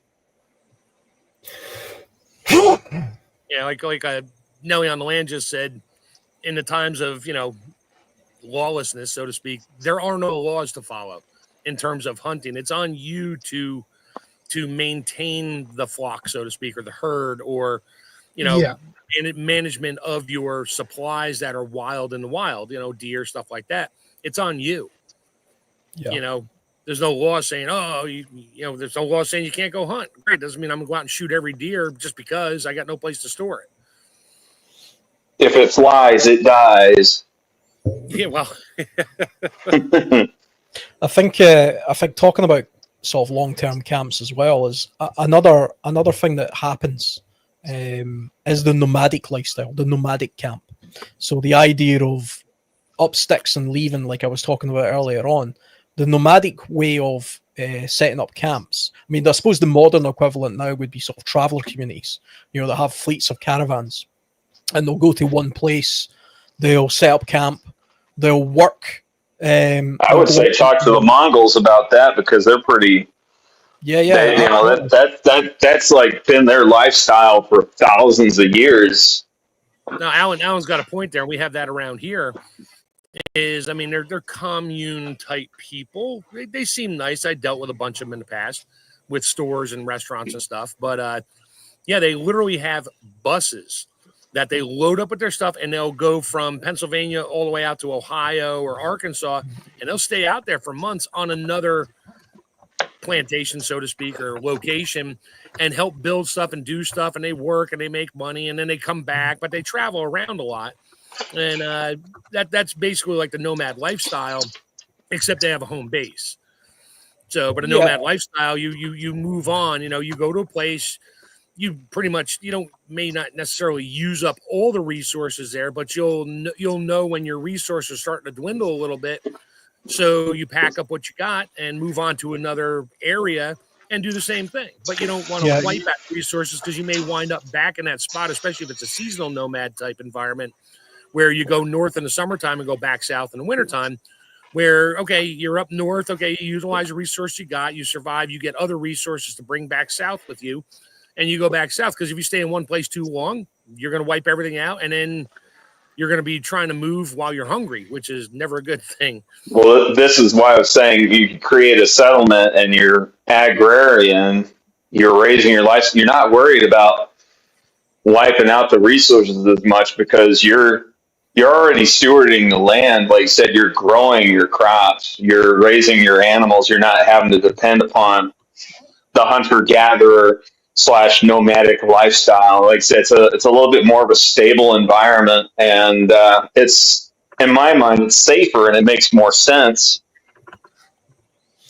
Yeah, I mean, it might, the resource that you're exhausting might not just be a physical resource. It might just be a service that sort of runs its course. What came to mind there while Chef was talking was the traveling circus. A traveling circus rolls into town, sets up a big tent, and puts on a show. Now, that's how they get their income. But they know that eventually people have, you've seen the circus once, you've took the kids twice, it's kind of done. So after a couple of weeks, they've got all they can, they pack up and they move. But they haven't destroyed the relationship there. They know that by the time they go to the next 10 towns, they'll work their way back, and they'll end up right back in the same place at the same time of year. And we got some new things to show off, so everybody shows back up again. And as a small encampment, you could do that as a type of community as well, depending on what your service was. You would have to provide some sort of service and go from place to place. But I mean, I'm also kind of on the you want to try and stay in one place and set up a new encampment, a permanent homestead is the better option. And like I was saying, it's easier to defend a given area if you're already pre-established. Like, I'm gonna be honest. Look, tents. Well, I know I'm speaking from the American point of view because everyone in America just about owns a firearm. Tents do not make very good ballistic protection. No. But an earthen and log wall, or concrete blocks and bricks make it a little bit more of a defensible position. But like I said, that's just one aspect. But I'm just saying, I would rather just go the settlement route. I mean, obviously things can turn tits up, and even in a settlement, because we're talking about resources running out. One of the big issues that we had in America back during the Great Depression was the Dust Bowl, and that was when the farmers were tilling up way too much of the soil, and we're doing crop rotation. We didn't know anything about crop rotation, and like I said, we were over-tilling the lands. We were exhausting the soil. We were depleting all the nutrients from it, and like I said, that created I'm thinking the Dust Bowl. I think that lasted from 1931 to like 1936 or something like that. Yeah, it was like a 5-year mess. And like I said, that was in response to the economic Great Depression itself. A lot of the farmers were overgrazing and, like I said, over-tilling the land to make up for the lost income. And like I said, as a result, that was one aspect. And I could see the issue from a settlement is, like I said, people not being good stewards of the land. And like I said, they end up depleting the nutrients from soil. It might not necessarily be, oh no, now we got a dust bowl, but I'm just saying, they deplete the nutrients from the soil. Yeah, then that's probably one of the few issues I could think of. Yeah. Oh shit! Sorry, get over here. Sorry, I'm dealing with a cat right now, a brand new kitten. I was going to say, that didn't look like an older cat you were playing with there before. It looked like a... Yeah, no, this is one that I adopted yesterday at like 4 a.m. Oh, jeez. Were you drunk when you did it? No, he was driving at a location. Yeah, I was making a delivery, and I came back, and I ended up coming back and with an additional passenger. Right. What did your other cat think of that when you brought it in the truck? He's the other one is pissed right now. He's moody. He'll get over it eventually. Yeah, this one's acting all mean and everything. I think he smartened up. He realizes he shouldn't be biting the hand that's literally trying to feed him. Yeah, they'll test you forever. Just like any human child. That's right. Test the parent. I suppose when you were talking about tents not making very good ballistic sort of hideaways, that's definitely true. But a lot of communities back in the day, they would have like an area. Wood walls don't either. Yeah, but there would be an area, a central location where people could get to if they're under attack. It kind of goes back to them. Obviously, in the UK, we had the sort of everybody would retreat behind the castle walls, and then there would be another wall after that, and there would be layers of walls of Mordor. if they were being sort of invaded. But I remember seeing as well. It's funny enough. I was in the States a couple of years ago. I'm a massive fan of Billy the Kid. I think I've said that before on this show. And I did the whole tour. I did the whole. I went to the exact town where he was in Lincoln County and things like that in New Mexico. And the interesting thing is, apart from the fact that town hasn't changed at all since his day, the buildings and stuff are all still there. They had this building right in the middle. I don't know if you guys have ever been to it. It's a small building. It's a tiny little sort of mound almost, and it's made of stone. And it's round and it has holes in it and it has stairs inside it, like spiral staircase and ladders and things. And that was a defensive point where people in that town would congregate and go in there and fend off against, natives and stuff attacking them and all kind of. And this predates sort of Billy the Kid. This is like way back in the sort of days where that town was first founded, and it was still used all the way back up to those points. And incredibly, it still exists in this town today. Although I think it was sort of fixed up a little bit. And again, it was like you were saying, it was because the town realised that our log cabins aren't exactly very good defensive structures, but what we can do is have this one point where the men can congregate and sort of fend off, I was gonna say back in 1800s, during the great movement out west, pioneers and all that over here in the States, there was a lot of military forts set up, and a lot of it was to actually deal with warring native tribes. I think the last major Native American war, I think there was like an Apache war that happened back in 1917. So like right around World War One, they had Apaches fighting the U.S. Army in like parts of like New Mexico and I think Texas. Yeah, was Geronimo? Was he Apache? I'm not sure. He was one of them. I'm not sure. That was further north. Was it? I mean, do you remember? You guys remember watching those westerns where you see the wagon trains? You're going in a circle.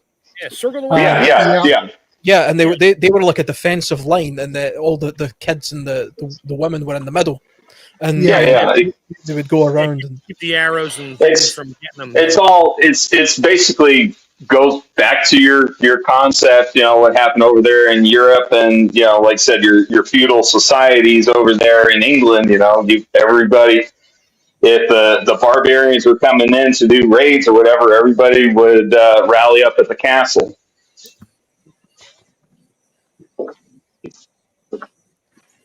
Yeah, absolutely. I mean, the defensive points. I mean, having a defensive point in your encampment is definitely something to consider, especially if you're. I mean, you've got to wonder why you found yourself in an encampment in the first place.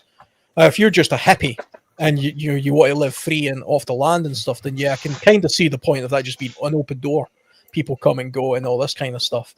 But if you're forced into a situation when you're in an encampment because of conflict of some description, then it would be a good idea to think about defenses from a militaristic point of view.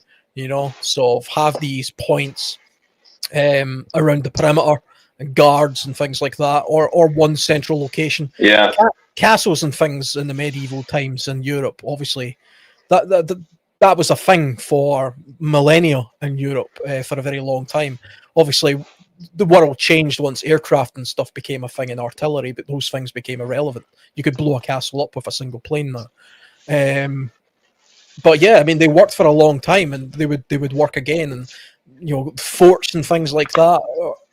Forts were self-contained little cities, little towns. Yep. That they had a defensive nature. But the one thing that you do have to remember when it comes to talking about forts and fortifying yourself into encampments is one common tactic, even back in sort of medieval Europe, was to simply just pitch camp outside the castle and wait it out. Yep.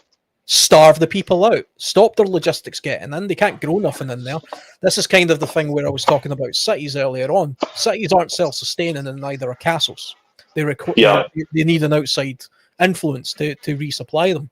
And this is where I was going to say static defenses. Like when I'm saying static defenses, I'm not necessarily talking about walls that are capable of stopping ballistic incoming fire, small arms fire, anything like that. I'm just talking about something simple as a wire fence. A wire fence, maybe some concertina wire, stuff to slow the enemy down, and just build your defenses up in like concentric circles. This is where everybody rallies up and shelters if things get really, really bad.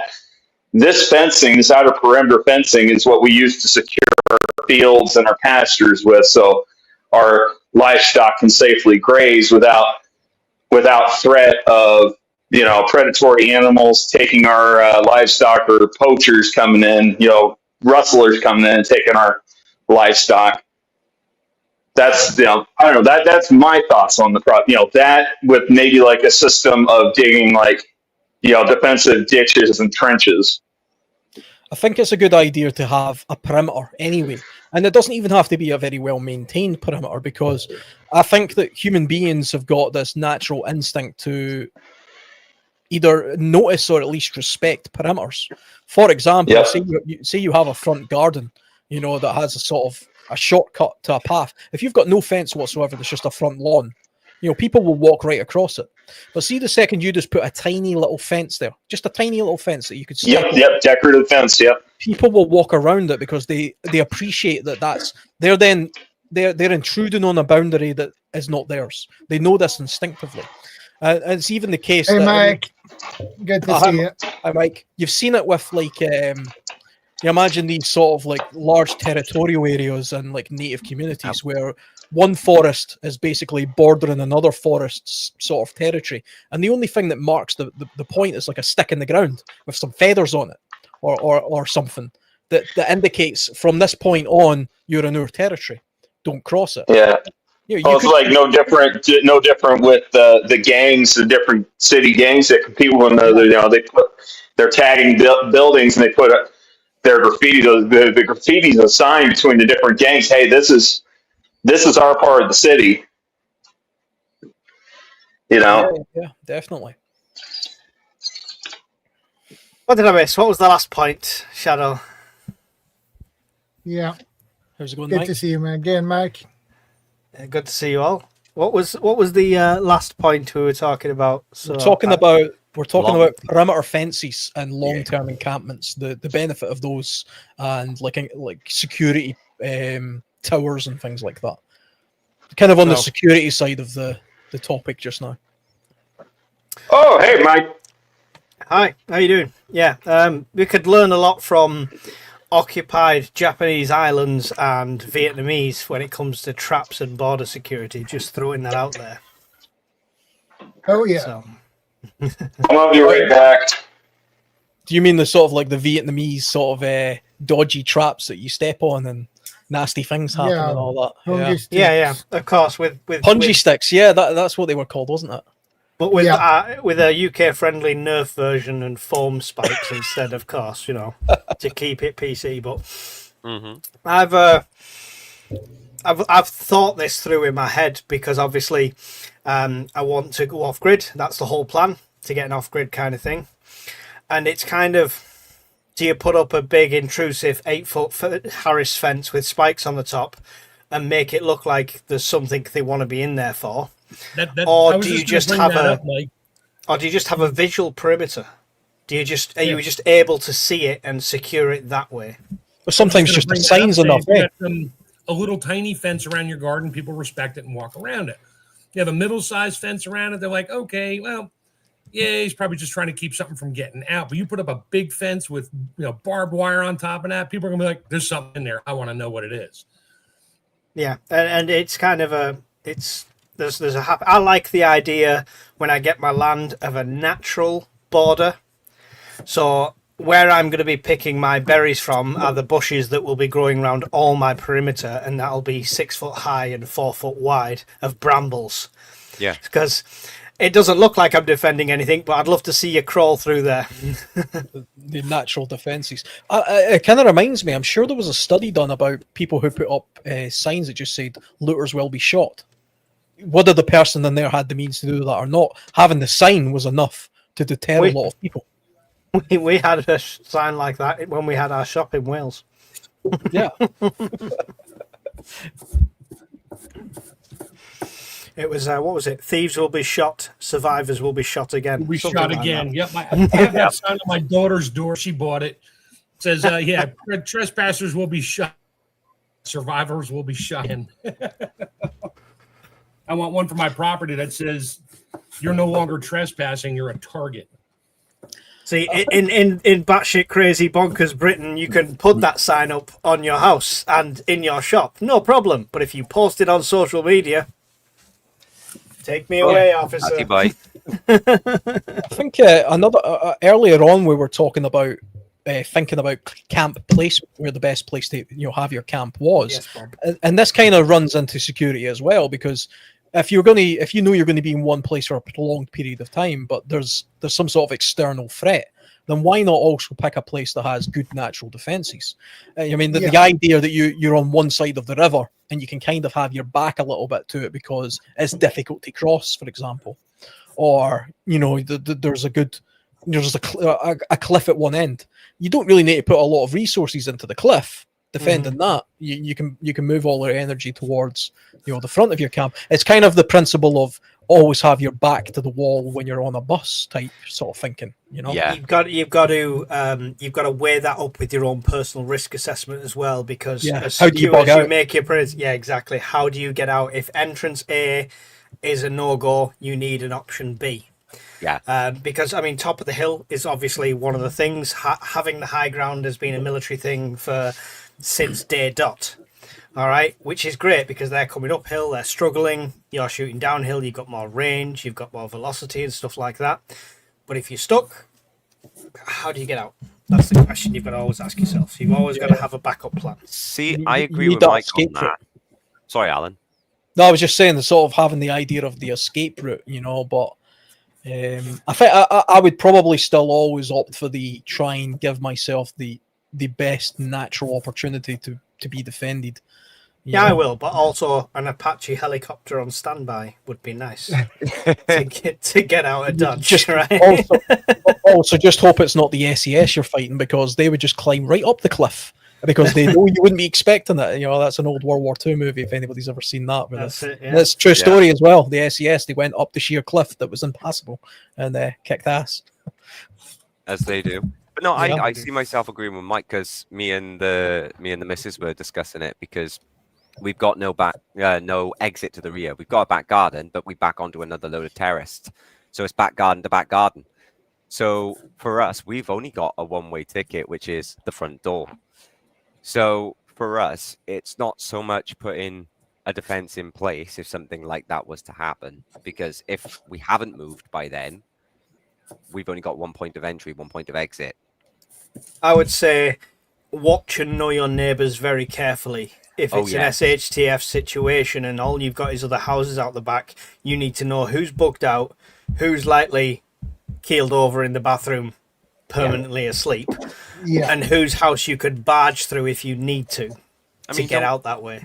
Don't get me wrong, I've got a great observation point from the window upstairs, because luckily all the back is just wooden fences about 6 foot. But yeah, no, it's that's what we've been discussing, is if that does go south, are they going to try and jump their fence and come into our back garden to think maybe we bugged out first? Or something like that, It's the thing. It's risk assessment constantly, isn't it? Nelly on the Land said deer fences in the USA and Canada are respected, but they can be cut through. Same with wire fences over here, I assume. Yeah, I think that goes back to the thing though. If you're the kind of person who's deliberately breaking themselves through a fence, you're doing something that's a hostile act. Even in sort of peacetime, you're vandalizing your way through a fence into a place you're not supposed to be. Whereas if there was no fence there at all, you could always just plead ignorance. You could always say, I'd see no fence, mate. I'll just walk wherever I want. But if there is a boundary there, well, then they know they're in the wrong. Yeah. Well done. You got past my fence. You've earned a place in my crosshair. And if you so happen to avoid my crosshair, you'll have an appointment in my back garden. I tell you what, a lot of the deer don't respect the deer fences where I'm from. They just plow right through them. Well, yeah, it's like I say, it's a lot of it's psychological, and we've obviously got to be careful what we put up in the UK. There's limits to everything. We used to have razor wire. You can't have that now. You can't have barbed wire under a certain footage. And then if you are over that 6.5, 7 foot, what it is, and then put barbed wire on, like Chef says, are you then putting up a big flag saying, nice safe place here if you can get in? Yeah, you could put up decoy signs and stuff as well. I mean, kind of a bit like the lures thing, but you can also put things like contaminated ground, or do not enter, radiation dead inside problems. There's lots of cheap things you can do to solve. the biohazard or something. Yeah. Somebody seriously said in one of my chats on a live stream, and I can't remember who it is, so if you are here, I'm sorry, their serious plan, as soon as it happens, was to defecate all over their own front door. Well, I mean, I'm pretty sure a smell will drive Wasn't me, anyone but that's away. a good idea. Well, do you know? I tell you what, we were talking about punji sticks earlier in Vietnam. They used to defecate on them because it causes infection. Yeah. You know, it's kind of the poison arrow type principle. The arrow itself is that's small. not deterrent though. That's malicious. Yeah, it's just disgusting, is what that is. Yeah, I don't think I would be doing it at my own front door, but yeah, you know. Bob said cannibal inside. I would change that from a warning sign to a welcome sign. Cannibals inside, come in for lunch. Welcome, we're hungry. What's for dinner? You. All food sources welcome. Again, it's sort of talking about sort of medieval periods and things. They used to have like heads on sticks or pirates, you know, hung that with signs above them saying this is how we treat pirates or witches or whatever it is. You know, I like that. That's what sailors used to do. Fishermen up north in Maine and that, they would literally hang a dead seagull from. That's illegal now. They would hang a dead seagull from the mast, so the other seagulls wouldn't come in. They'd see a dead seagull and try to steal the fish that they were bringing on the boat in nets. I don't know if you could do the same thing with people. Maybe, I don't know. Well, we've jumped straight to heads on pikes, haven't we? That's what's happened. Yeah. Well, Bob was talking about eating people earlier, so we already stooped to that point. Well, you weren't there for that one conversation between Bob, Shep, and I. We're talking about the definition of trust. You want to go ahead and fill them in there, Shep? Yeah. Oh my God! Really? I don't think I want to do this on Sharon's show. Use a good one. Just take a page out of Home Alone. Definition of trust is two male cannibals in a 69 position. And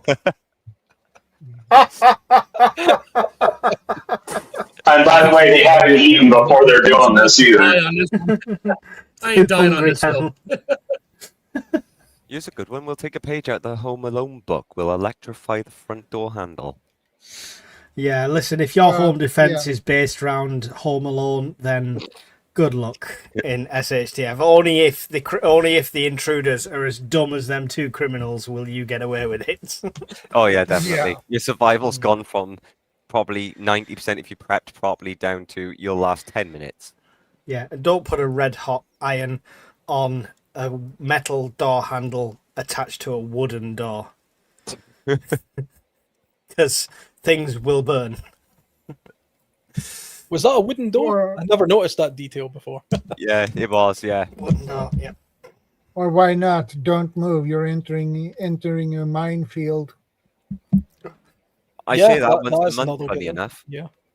I was at the Imperial War Museum today, and I was explaining the Bouncing Betty style bombs to the kids and how they're designed and how they work and the intent behind them, and they were both interested and horrified at the same time. But yeah, very cool device. Yeah, very malicious device. Reloading capabilities makes me think of finger food. New meanings. Oh wow. No.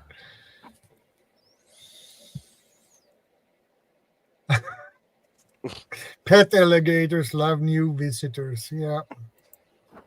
Yeah, so, I mean, dogs are an awesome security thing. I haven't got the ability to have one at the moment, but I would definitely, once we have the land, have 2 great big Alsatians. They'll be friendly to friendly people. You gotta give them good name. Strong name. I thought about that whole decoy minefield thing. People talk, putting up putting a signage saying that this is a minefield. If you want to make it seem realistic, because there might be that one guy that's out there with the metal detector actually trying to see, is this actually a minefield or are they bullshitting me? Just bury some old brake drums and brake discs in the ground. That'll kind of help, give the illusion it's a minefield. Yeah, definitely. Yeah, that and a few selectly dug holes with the dirt scattered around. Looks like one went off, and like some an old animal skeleton scattered nearby. It's some extra realism to it. Or just some mines. Just throw the odd real mine out there. Should be all right. And if you're a prepper who happens to do airsoft, get some actual BB mines. There you go. Let them go off. There's some scarper. So there's something with that. The BB mines don't really do much. They're like it's like an arm throwing BBs at you. But the percussion cap ones and the flashbang ones that you can buy. So it's something you can still buy in this country for airsoft as long as you're over 18, etc. You can get flashbang, smoke grenades, stuff like that. Tripwires with them on. I think you still need your brilliant. cars for that, Mike. No, you don't. No? Oh, happy days. No. Enola Gay website, I think it's called. Oh, sweet. Let me. Yeah. So your license is not for explosives and stuff like that. It's the same as going to the shop and buying fireworks, right? So you can buy fireworks as long as you're over a certain age. The license is a RIF license for a replica imitation firearm. Yeah. And it's because it's so you use it responsibly, so you don't run around with something that looks like a real shotgun in the middle of a town centre and get taken out by the armed police because you don't know how to handle a BB gun. What's it called? It's not an all. Which actually happened in London back last week, I believe. I'll find the clip and I'll post it in a sec. Not clip, sorry, the article. There was a guy in full airsoft equipment carrying a RIF and armed police were called. Sorry, it's a long link, but I've put a link in the chat. If you can see it or not, I'm not sure. But yeah, it's having tripwires with things like coloured smoke on, with flashbangs on, stuff like that. Things like a flashbang, or you can get a trigger mechanism on Amazon that fires like a stubby version of a shotgun shell, and it's purely for the loud bang. It's just a blank firer. That has two things. The initial bang, if you're using something like that, could instantly scare them off. They think they're under fire, something like that. And the coloured smoke gives you plenty of warning without drawing more attention with the noise. So I was going to say I don't know what the restrictions are in the UK, but over here in the US they sell those little trip flare things you can buy where you put a 12 gauge shotgun shell on it. But they've got I've got a flare gun and I've got these bear banger rounds. Like all they do is they create a flash of red light and loud percussive noise, because it's essentially a 12 gauge shell, but it's meant for one of those flare gun launchers. But they make these little tripwire things that you can attach to trees, fence posts, and stuff like that. I don't know what the limitations are over there in UK if they've got anything like that, but people can feasibly affix a live shotgun shell to them. I don't know how effective a live shotgun shell would be because you basically need some kind of a tube to direct the energy and the pressure. But I'm just saying for like the blanks. They threw the shotgun shell in one of those perimeter alarm things, and they said, "Let's see what happens." Paper targets all around it because, like in a shotgun, you're shooting pellets straight ahead down the barrel, but in that kind of device, the end of it's wide open, so it's just a splatter. So it does just go everywhere, and there's not enough velocity to it to really do significant damage because there's also, you might get whacked by like one pellet, and it probably just bounce off your clothing because there's no velocity left to it. Yeah, and that's what I was saying. No way to direct the energy. It's like for anyone to a firecracker.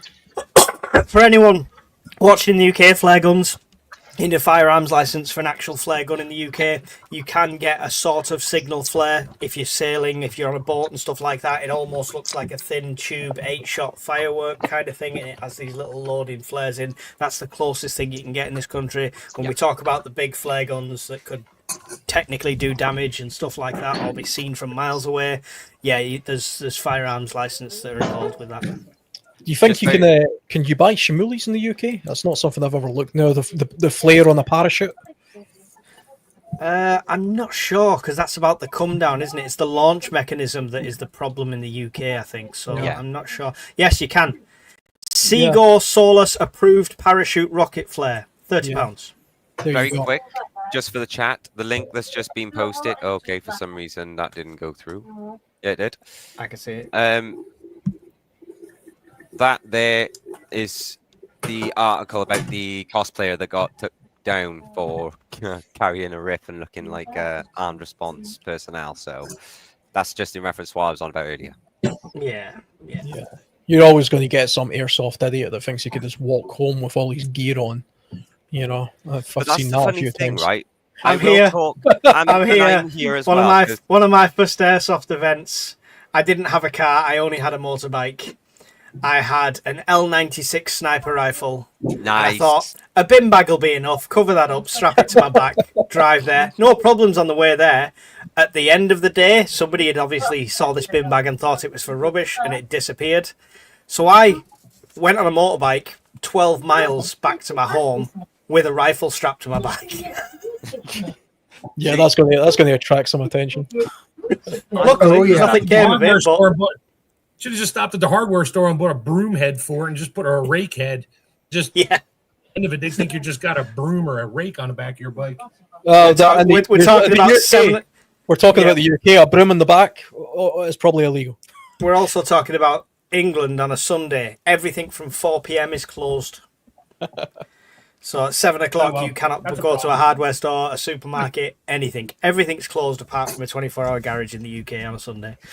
In England, sorry. Scotland's not as bad, actually. They stay open later.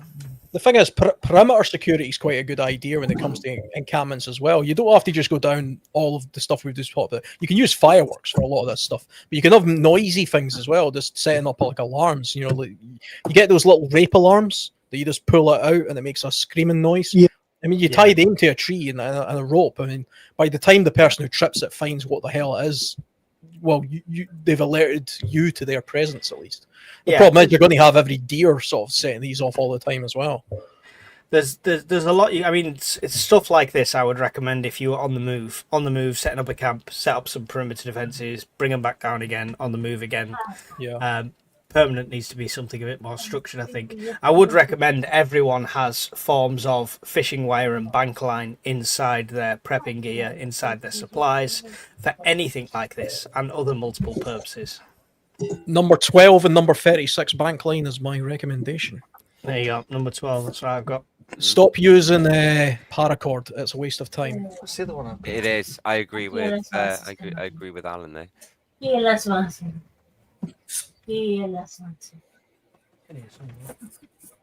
Hey, Bob. Hey, Bob. Hi, Bob. Yeah, Hey, the only plan I have, heard this a million times, dress up like a Japanese geisha, piss in a circle, scream like a bitch, and roll around in my own piss. And that's the only self-defense plan I have. But some people might be into that, Bob. Yeah, you got to be careful then. Never know. A cheap option for people in the same sort of thing is, I found this very good compared to fishing line. It's strimmer line. So do you know what you put in a lawnmower strimmer? It's, It's clear. The best thing about it, it's also got like an almost, you can't see it on camera, but it's almost got like a matte finish. So at night, clear with a matte finish is practically invisible when it comes to tripwires. It's sturdy enough to pull a pill. The problem over here is, like, I haven't seen any that are clear. The ones that we get are like green, yellow, or bright orange or red. Yeah. I'm sure this was literally a pound shop job, to be fair. Less likely to rot away as well. So it's not going to disintegrate in the rain or sag in the rain. That's the other thing if you use cordage. I mean, the good bank line's good because the good stuff is tarred, so it's kind of wet. It's kind of rot resistant. It's got a tar smell to it as well. But if you use like nylon cord or something, then it'll sag. Yeah. Like we're all showing our cord supplies here. This is Kevlar. Oh, Kevlar. nice. Oh, yeah. You will not break this. I would like to put my hands on some Kevlar thread. They have it on Amazon. I don't know where else you could get it, but I can't break this with my fingers. It'll cut my fingers off. And even using a pair of scissors, it's like click, you know. Kevlar, guys, in the same color as soil and rocks and all that. Yep. There you go. That's what I use. Nice earthy tone. Yeah, definitely. Yep. 9km DW Life 100% Kevlar braided line, multi-purpose braided cord. That's cool because that this one I've just found. I'll put it on the. I'll put the link in the chat for anyone. But it's actually like cordage, so it's braided, so it's thicker, but you can unthread it to make a thinner cord as well. There you go. Cool. I was thinking about like some of that crafting wire. Crafting wire, yeah.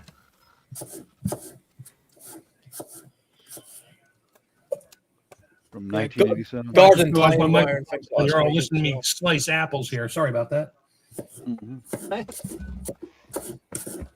Yeah, I'm gonna be firing up my generator again because I'm gonna use it to power my chop saw. Again, I gotta get that thing. I gotta start using that generator more because it just sits and I forget about it, and then like I said, it gets all gummed up. I'm gonna go ahead and fire that up to use it as an excuse to power up my chop saw so I can cut up some more firewood. There you go. Yeah, like I said, I had a bunch of tree limbs that fell down. All I was able to do is take the electric chainsaw out and cut it up so that way I could at least move the tree limbs around because they were just so big and heavy. Yeah. The stuff from your place. Say again? Was that from your place or your parents' place from the hurricane? Or No, this is my place. No, my parents' place. They don't have they literally have exactly 3 trees on their property, and they're not very big. Oh, okay. Yeah, this is what I'm doing at my shop currently. That's all. Yeah. That's all wood from my backyard and various places. But I already waxed it because I used to keep it out in my garden shed. So that's why I waxed it to keep it dry. But now I'm taking that all out and I'm splitting it into very thin pieces and then wax it again for cooking, just in case. But yeah, I'm one of those preppers who gets busy. I get my hands busy and I do things. I stay busy, I don't just talk about it. I freaking do things, just like Chef over Don't talk about it, you be about it. That's what I'm doing. I'm slicing up apples for the freeze dryer right now. See, I'm glad Bob said it that way because I've always said there has always been like 2 thought types in a sense to prepping, which is the theoretical prepper and then the practical prepper. Yeah. Yeah, you mean the couch preppers? Yeah. I was going to say you get. There's plenty of sofa survivalists. I like that sofa survivalist. I love it. They'll tell you the best traps in the like world. a YouTube channel in the making right there. There it is. Don't be surprised if you see a freaking YouTube channel name come up. I think it'd be awesome if somebody actually did create a freaking YouTube channel with that name, and they weren't actually just sitting there talking about it. They're actually being about it. Yeah, no. So here's the sales pitch. Sofa survivalist. He is actually a survivalist. Goes out to forest stuff like that, but he takes he has a pickup and he takes a little sofa with him. So every campsite, he's got an actual sofa with him. that is okay. There you go. There we go. So that's a good brand right there. Hey, it's copyrighted, but I'm happy for any of you guys to buy that off me if you want. Yeah, he brings his wife and kids out in the woods, and he sits there and drinking beer while What do you take? Do you take Venmo or Cash App for that? We don't have either in the UK. You can pay me just in beer. I accept these as well. We can soon. We can only accept brick card credits. That's what. Oh God. Once the I love that idea. That is an awesome idea. Yeah, freaking sofa survivalist, and he just takes he does all of his shoots from the sofa. Off topic, I said I went to the Imperial War Museum today. There's nothing that makes you feel older than when you see something in a museum and you realise you have exactly the same one at home. Yeah, but you're still work. Nothing wrong with those type of lighters, Mike. The kid's saying, "Isn't that yours, Dad?" I'm like, "No, I'm not that old, son. Honestly." Here's just a fast, easy tip to you guys. Okay, you see all those sticks up there? Those are sticks that I pick up while I'm walking around town. I cut them into pieces, drill a hole in the middle of it, and run a wire through them. Those have been hanging up there for months now, and now they're ready to be processed into cooking firewood right there. See how some of the wires are empty? They're going right in there with my cooking firewood. Easy to do, guys. Very, very easy.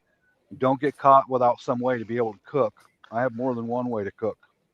Is it only me that thinks it looks like the Blair Witch was in charge of the prom decorations? Yeah, that's what I was gonna say. It looks like it, but you know what? It works. Those little twigs up there, they're dry as a bone. You know, they light up really fast. Yeah. Do you pack them down afterwards, Bob, or do they stay there till they're used?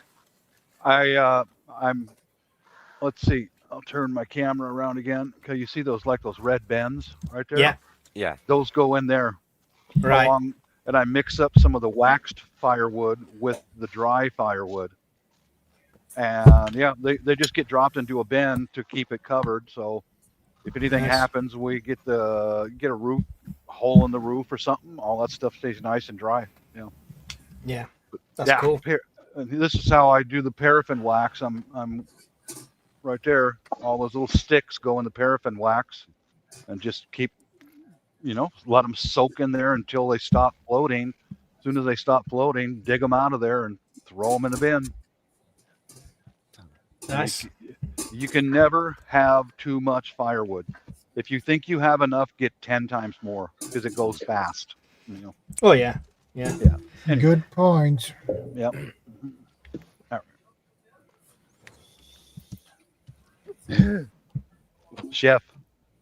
What? Chef. Can you develop a system so I can freeze so I can freeze dry my corpses, even when ones that are covered in fat? Would you stop? You can do? Just gotta cut up into small lean pieces and put them in the freezer dryer. You're good. Pre-cook them. It's easier to rehydrate. Okay. All right. Yeah. Well, he wants to have that syphilis taste, okay? I love pre-cooking. You'll have that grilled syphilis flavor to it. So You call it STDs, he calls it seasoning. Hey, CR, glad you're here. Hey, CR. Oh, he showed up so that way he could get fired by you. Hey, Spear, good to see you. That's what he's here for. If he says anything about getting fired up, man, that is big time strike one. Yeah. Keep your eyes on those Canadians. I tell you guys, keep your eyes on them.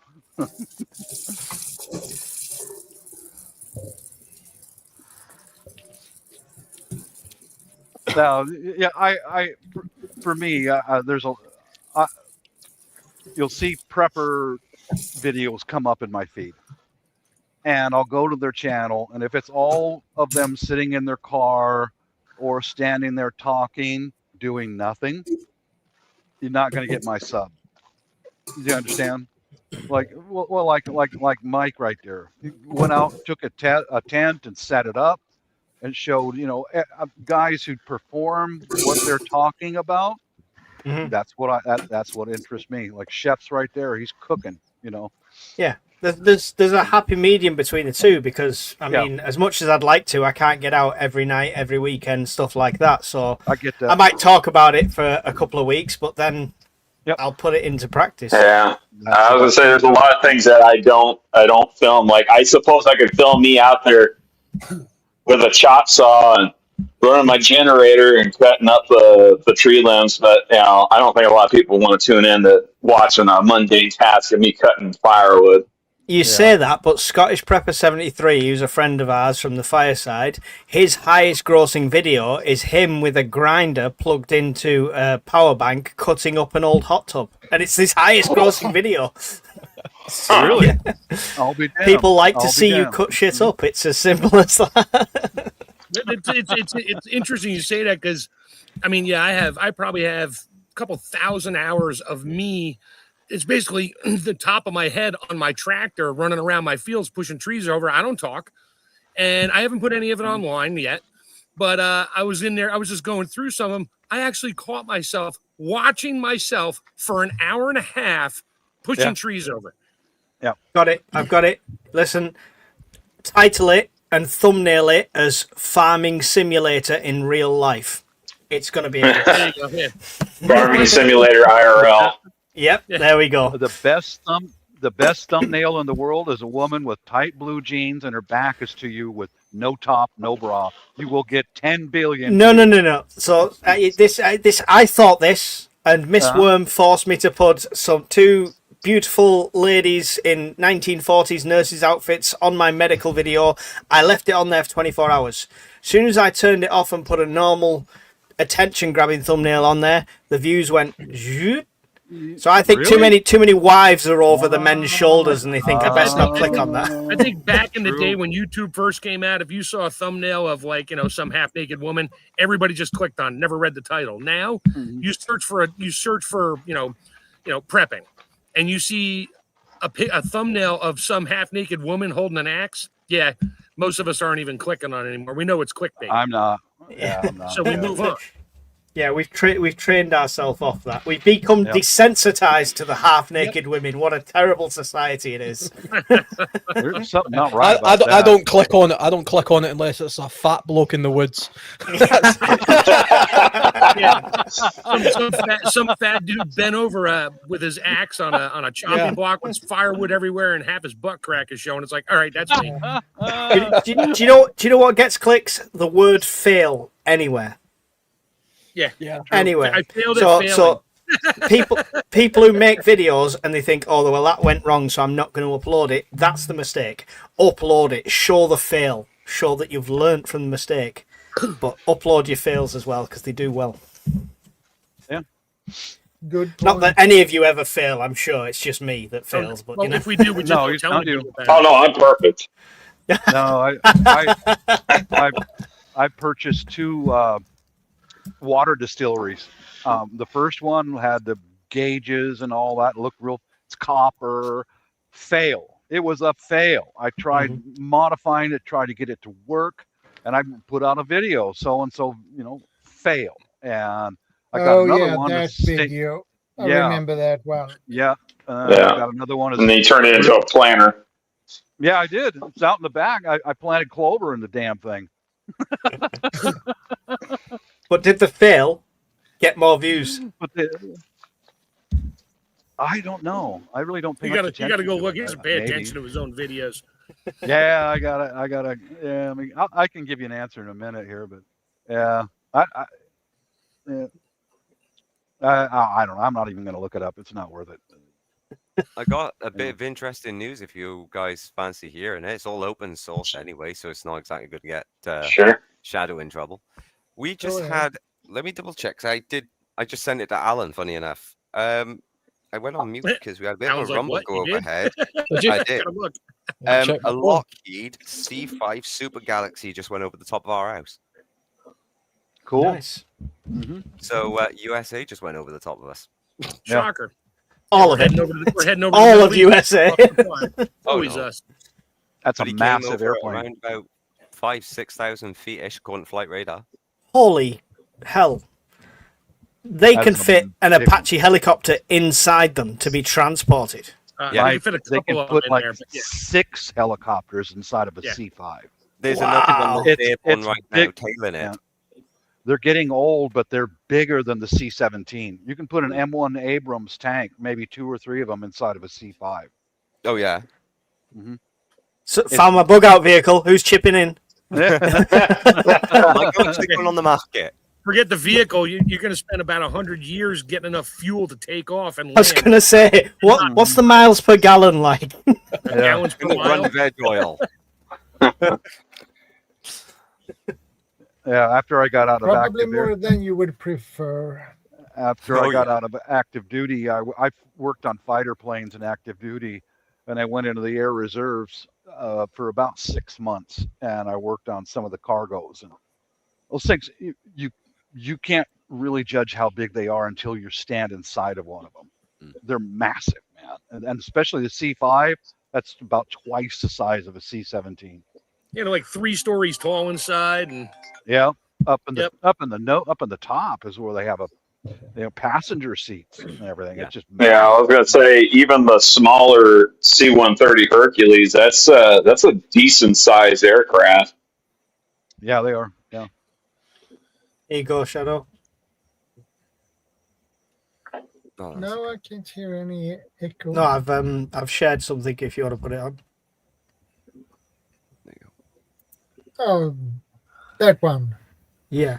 Yeah. Oh, Yeah, the whole nose lifts up opens on a up. C5. I think Yeah, the that's beast. the C5. That's absolutely insane. Well, Mhm. I can safely say from sheer experience now, it was around about 6,000 feet, and we felt it through the house. That's Oh, why I I believe went it. on mute. I wondered what the hell it was. Took the headset off, and yeah, that was quite loud. You could literally take the Mhm. wings off a 747 and slide it in there. Oh, Ben- easily, yeah. Ben thought the nukes had launched. The irony while you're mid prepper conversation.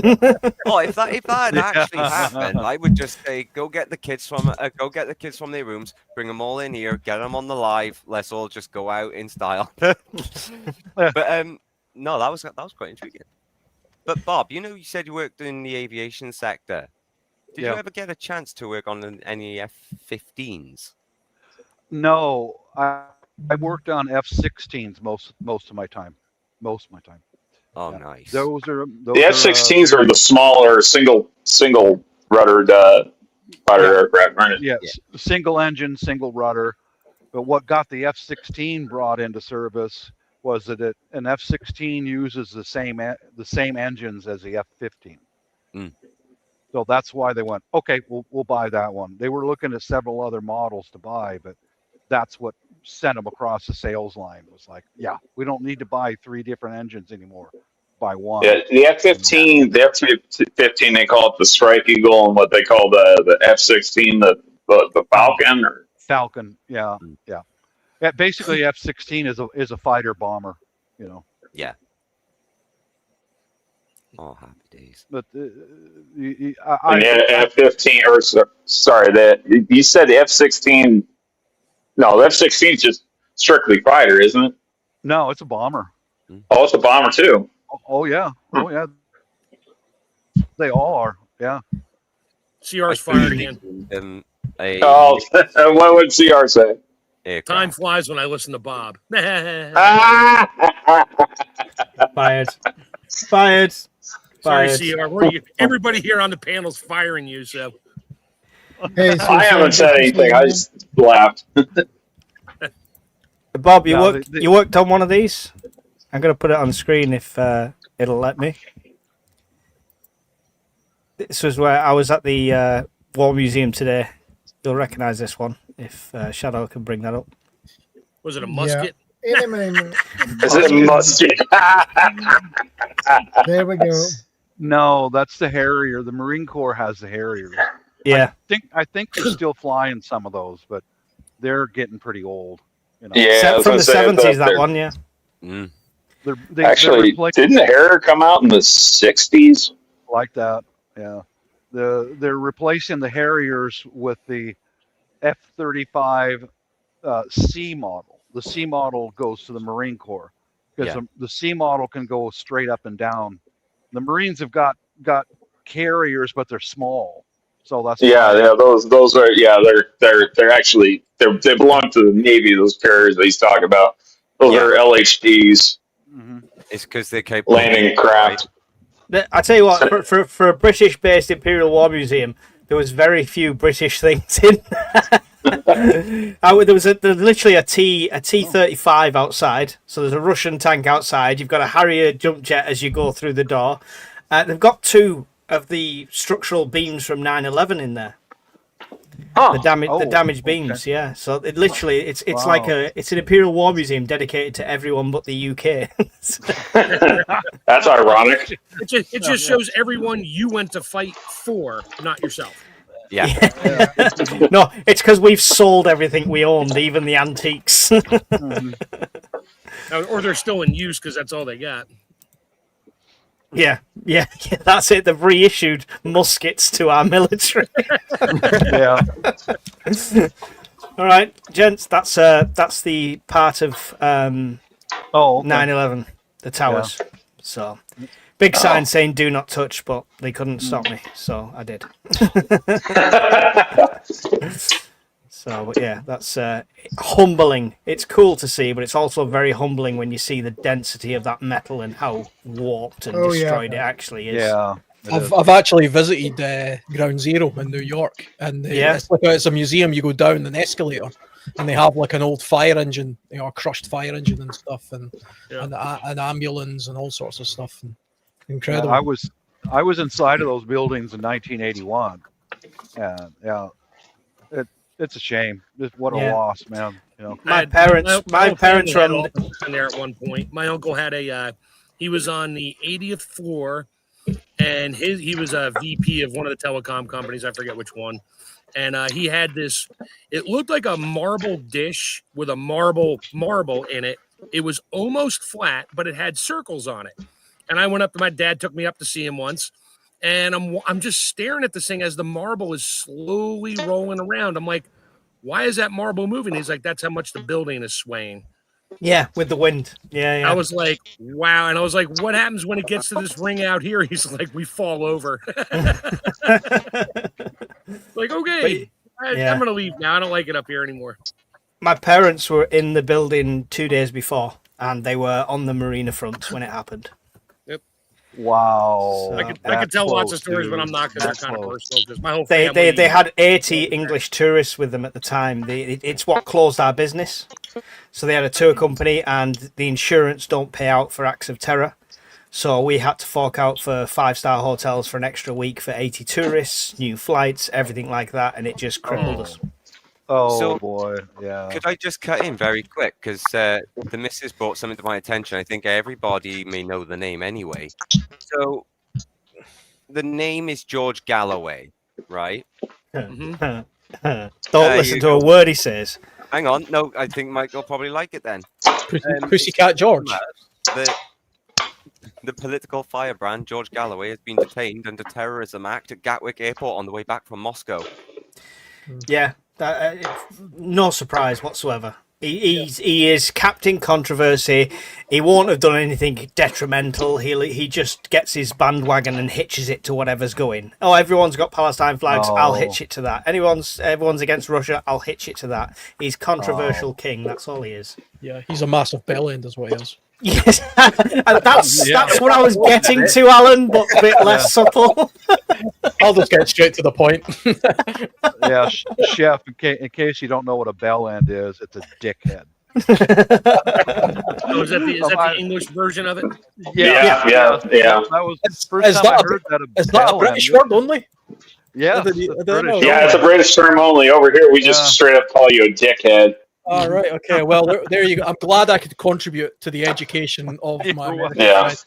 Thanks, Alan. I'll probably never use that word again, but it's good to know.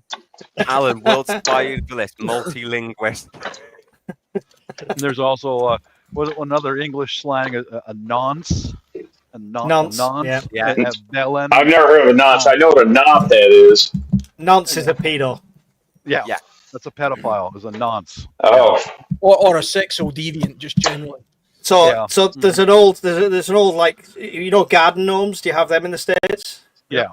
So they used to have a garden gnome that said "gone fishing," right? Yeah. And one of the footballers for my football team got caught with a 15-year-old girl.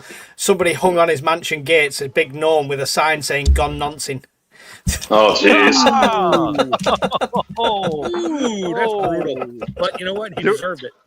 There was a guy at Boeing. There was rumors about him being a nonce, but I don't believe rumors. But one day, a Renton Police Department walked in there and walked him out of there in handcuffs. He was having a relationship with a 15-year-old girl. Oh, and apparently he got put on probation because she said she wanted it. And she did. She wanted to be with this guy. And the parents dropped the charges as long as he would stay away from her. Well, she disappeared. The parents went over to this guy's house, and her car was in the driveway. They went into the house, and she's coming out of the shower. 15-year-old girl, right? Mm. Yeah. So that's an arrest warrant. And no shit, man. We're outside having a cigarette, and I look over, and the guys they're walking him out in handcuffs. When Oh my God, it's all true then. It was.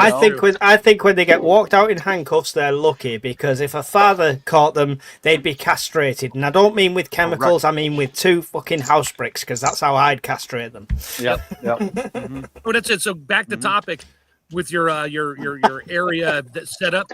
You put up a sign that says "Nonces welcome." Oh no! So then they come on property and you just shoot them. Hey, they probably have syphilis, Bob. You'll be good.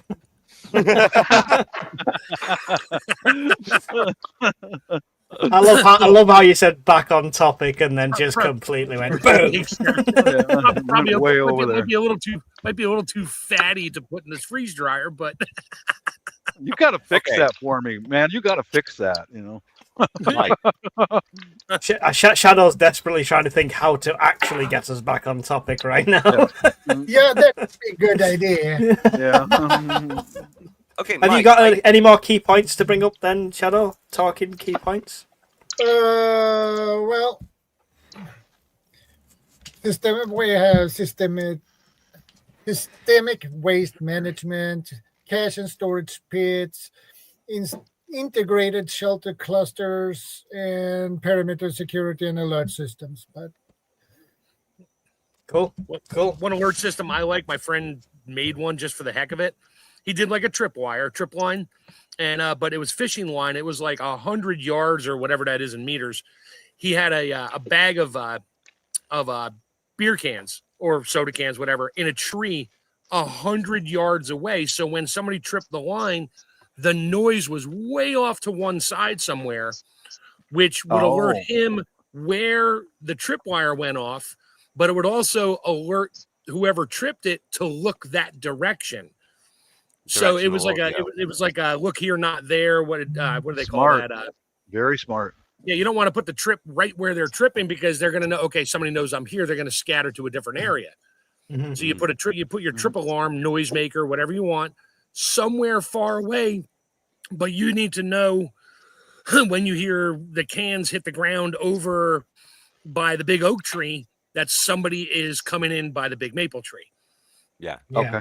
This is the benefit if you've got power, right? If you can have some sort of digital trip alarm and you've got that map in front of you going. Oh yeah, then they don't know. B5, they don't know. Yeah, then it's like, somebody's right there, like cameras and stuff. Yeah. Yeah, that would be cool. I mean, or you go to the extreme, like Vlad the Impaler. He impaled 100,000 people to scare off, and the Turks turned around and left. Man, we ain't going to go in that. Yeah. No, Mike talked about that earlier. He said somehow or other we're going to did you? Vlad. Yep. Okay. Hanging seagulls. I don't know if he specifically mentioned Vlad, but yeah, he talked about stuff like that. And then that was when Chef brought up the dead seagull. Yeah, just hang dead bodies everywhere. Yeah. Nobody will come near you except for maybe the military or the police or somebody. Or cannibal. Oh no, or gay cannibal. Bob will be taking the bodies down so he can freeze dry them and eat them. Yeah, don't cook them before you hang them up there. You look like post-apocalyptic McDonald's. Free food for me. Yeah. Would you like syphilis with that, sir? I like that. Oh, Lord.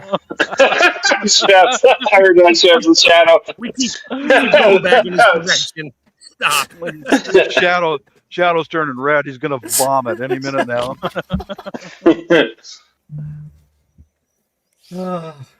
I like it when it's not my live. It's not me that gets in trouble.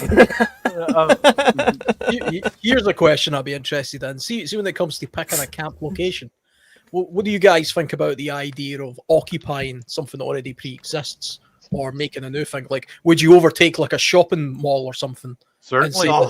The classic zombie movie. Yeah, or would you build the camp near it? What's the... Neither.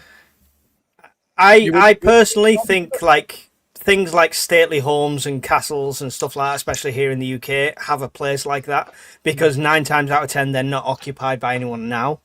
They're some sort of tourist attraction, and if it's already hit the fan, nobody's going to work that day for security. So you've got a potential there. The caveat to that you would have to have enough manpower to watch and protect it. I wouldn't do it with just me and my family. There's too much, Yeah. there's too much to watch, sort of thing. But with a group, 100%, I'd definitely take over something like that. Not a With- mall, Maybe though, not a because you've got huge 100-room glass doors. mansion, but yeah, a large estate that had some Mhm. already existing fencing around it that was the people were perpetually on vacation, so to speak, and there's nobody ever there Yeah. except a groundskeeper. Groundskeeper Yeah. might be a problem, but hey, he might be good to keep on board. I mean, It's one of those things because, funnily enough, I actually have a castle quite close to where I live, and I did often think if it all went to hell, I could just overtake that castle. But then I thought, isn't that kind of just a tomb? You know, am I just putting myself in a stone tomb, or I don't really know who owns that castle. Maybe they're going to want it You back. just got to find you the know? tunnels that lead out because they all have them. Yeah, well, so they say, but you would have to look for them. well, I mean, it's like I say, it would be manpower, right, Alan? You wouldn't want to try and man a castle on your own, but if you had a group of people and stuff like that, I'd give it a go. Yeah, One big door with a big cage on it and stuff. It's got the whole shebang. No, I want archers across the top. I want tar barrels near the gate. I want. Welcome to Camelot. Yeah, I watch a lot Yeah. of urban Camelot. exploration. Camelot. It's only a model. Shut up. Shut up, Steve. No, it's not shut up. So I watch a lot of urban exploration videos from Canada, U.S., everywhere. Mhm. And yeah, an abandoned, rundown building, that'd be a good place to take some shelter for a while. Because people do it right now, Yeah. And what's All even right. better, if you can get it, is a small warehouse. Like Are we going to be, hey, Bob, are we going to be listening to the Rolling Stones while we're doing this? Because give me some shelter. Maybe could be, yeah. But the small warehouse, because the ones that they construct now are about 8-inch thick steel reinforced concrete. No windows. They're just a warehouse. Yeah, random maybe doors everywhere for emergency exits, but you can block them Right. shut on the inside easily. You can. The thing is, you see the thing we run down buildings and things like that. See even those urban explorer videos that you're talking about, because I've seen a few of those. Do you know what always I find interesting about those videos? See when it shows you the nuclear bunkers that have been The abandoned. ones from the 50s and 60s. Yeah, kind of thing, and they yeah. say, Oh, yeah. okay, this bunker was built for nuclear war, and it's supposed to survive 200 years, and it looks like crap.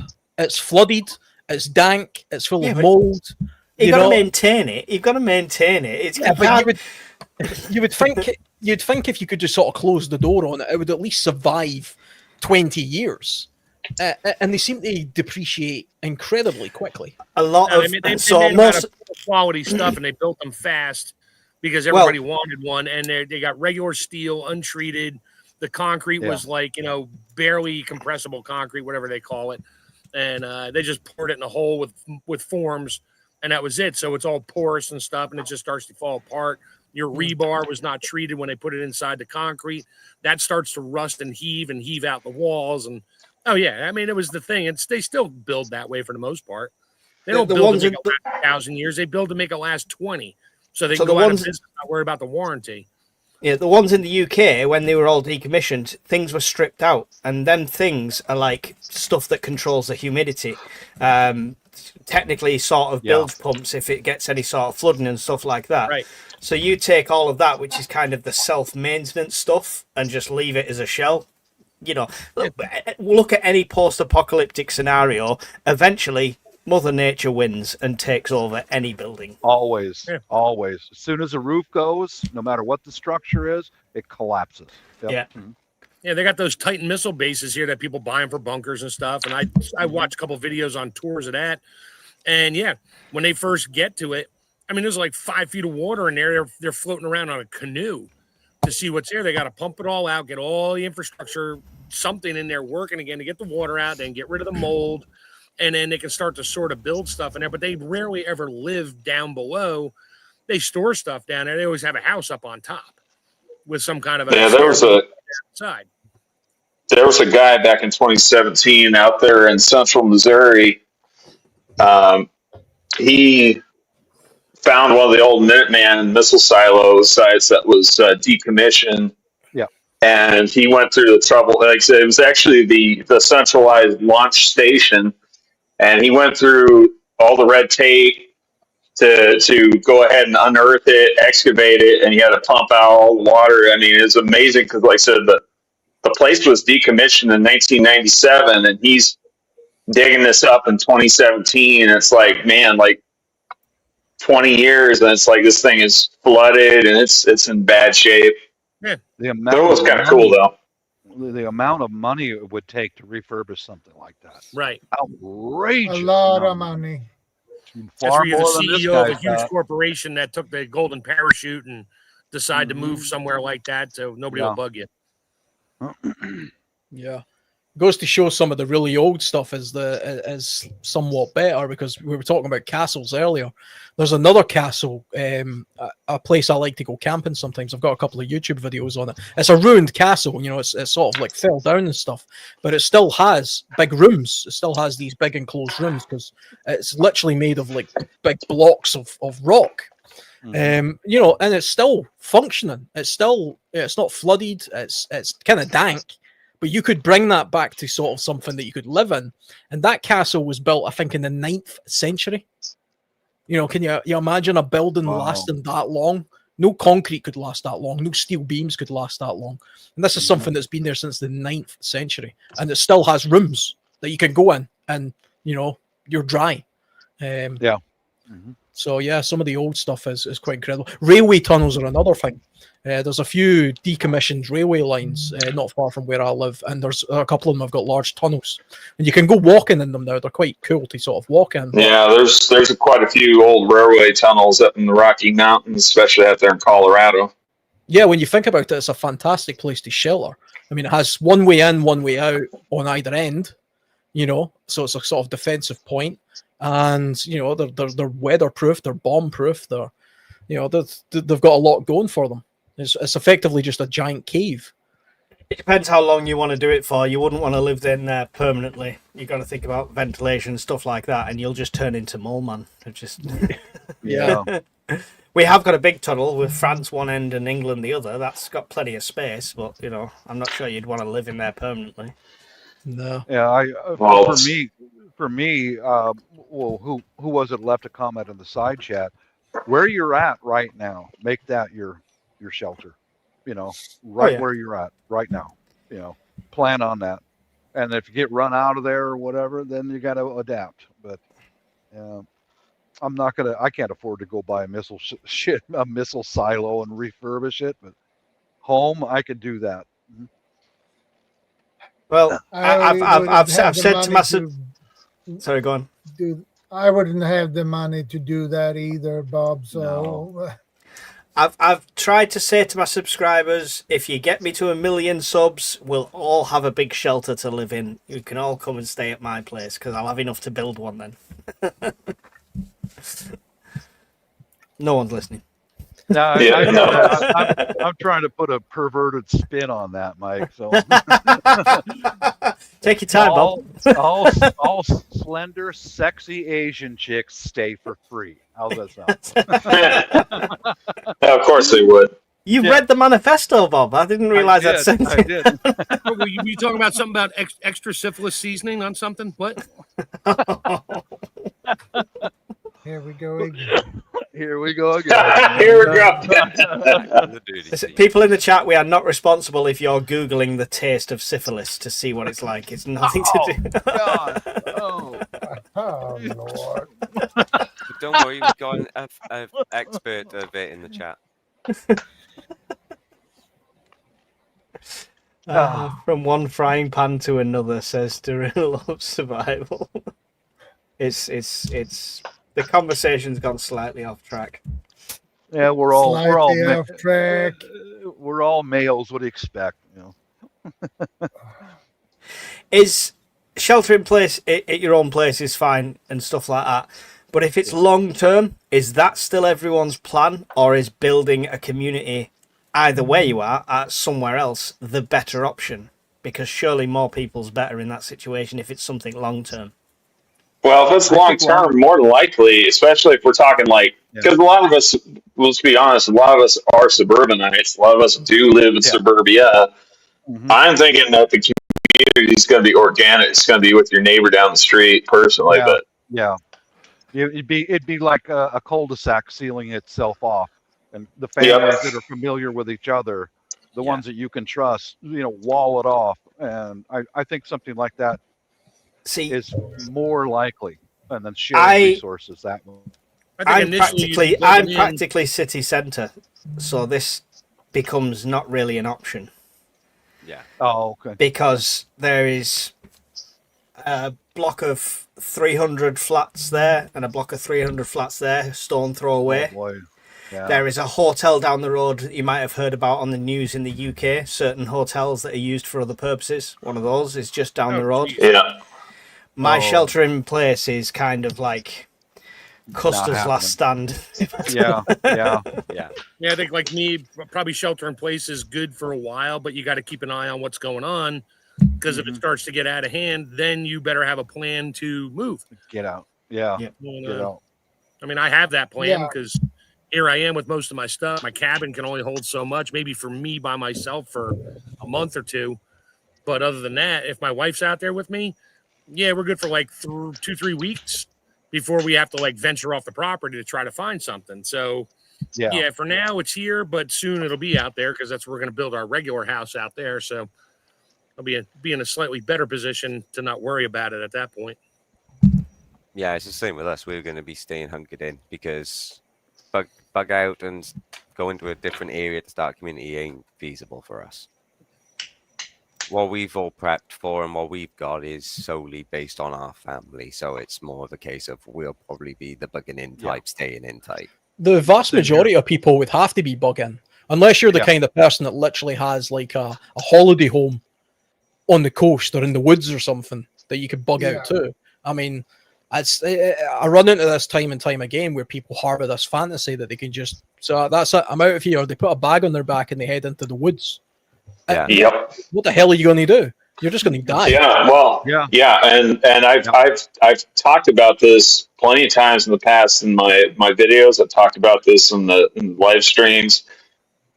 Where in the hell are you going to bug out to? I mean, even a friend of Chef and Bob and I, or acquaintance, I should say, even Wayne Groves has said, when you're bugging out with a bug out bag, you're essentially just a glorified refugee. But there is nowhere, even in the States, even in the Western United States, which is pretty, as far as the population density, it's pretty sparse compared to other places. There is nowhere that you can go where you're not going to be trespassing on somebody else's land. Yeah. Yeah, there's like no such thing as public land out here outside of whatever BLM owns. But even then, you got to think at some point in time that can't last forever because somebody will drive you off of there, whether it's another competing group, a competing family, or hell, maybe a governing body that might finally appear, make itself known.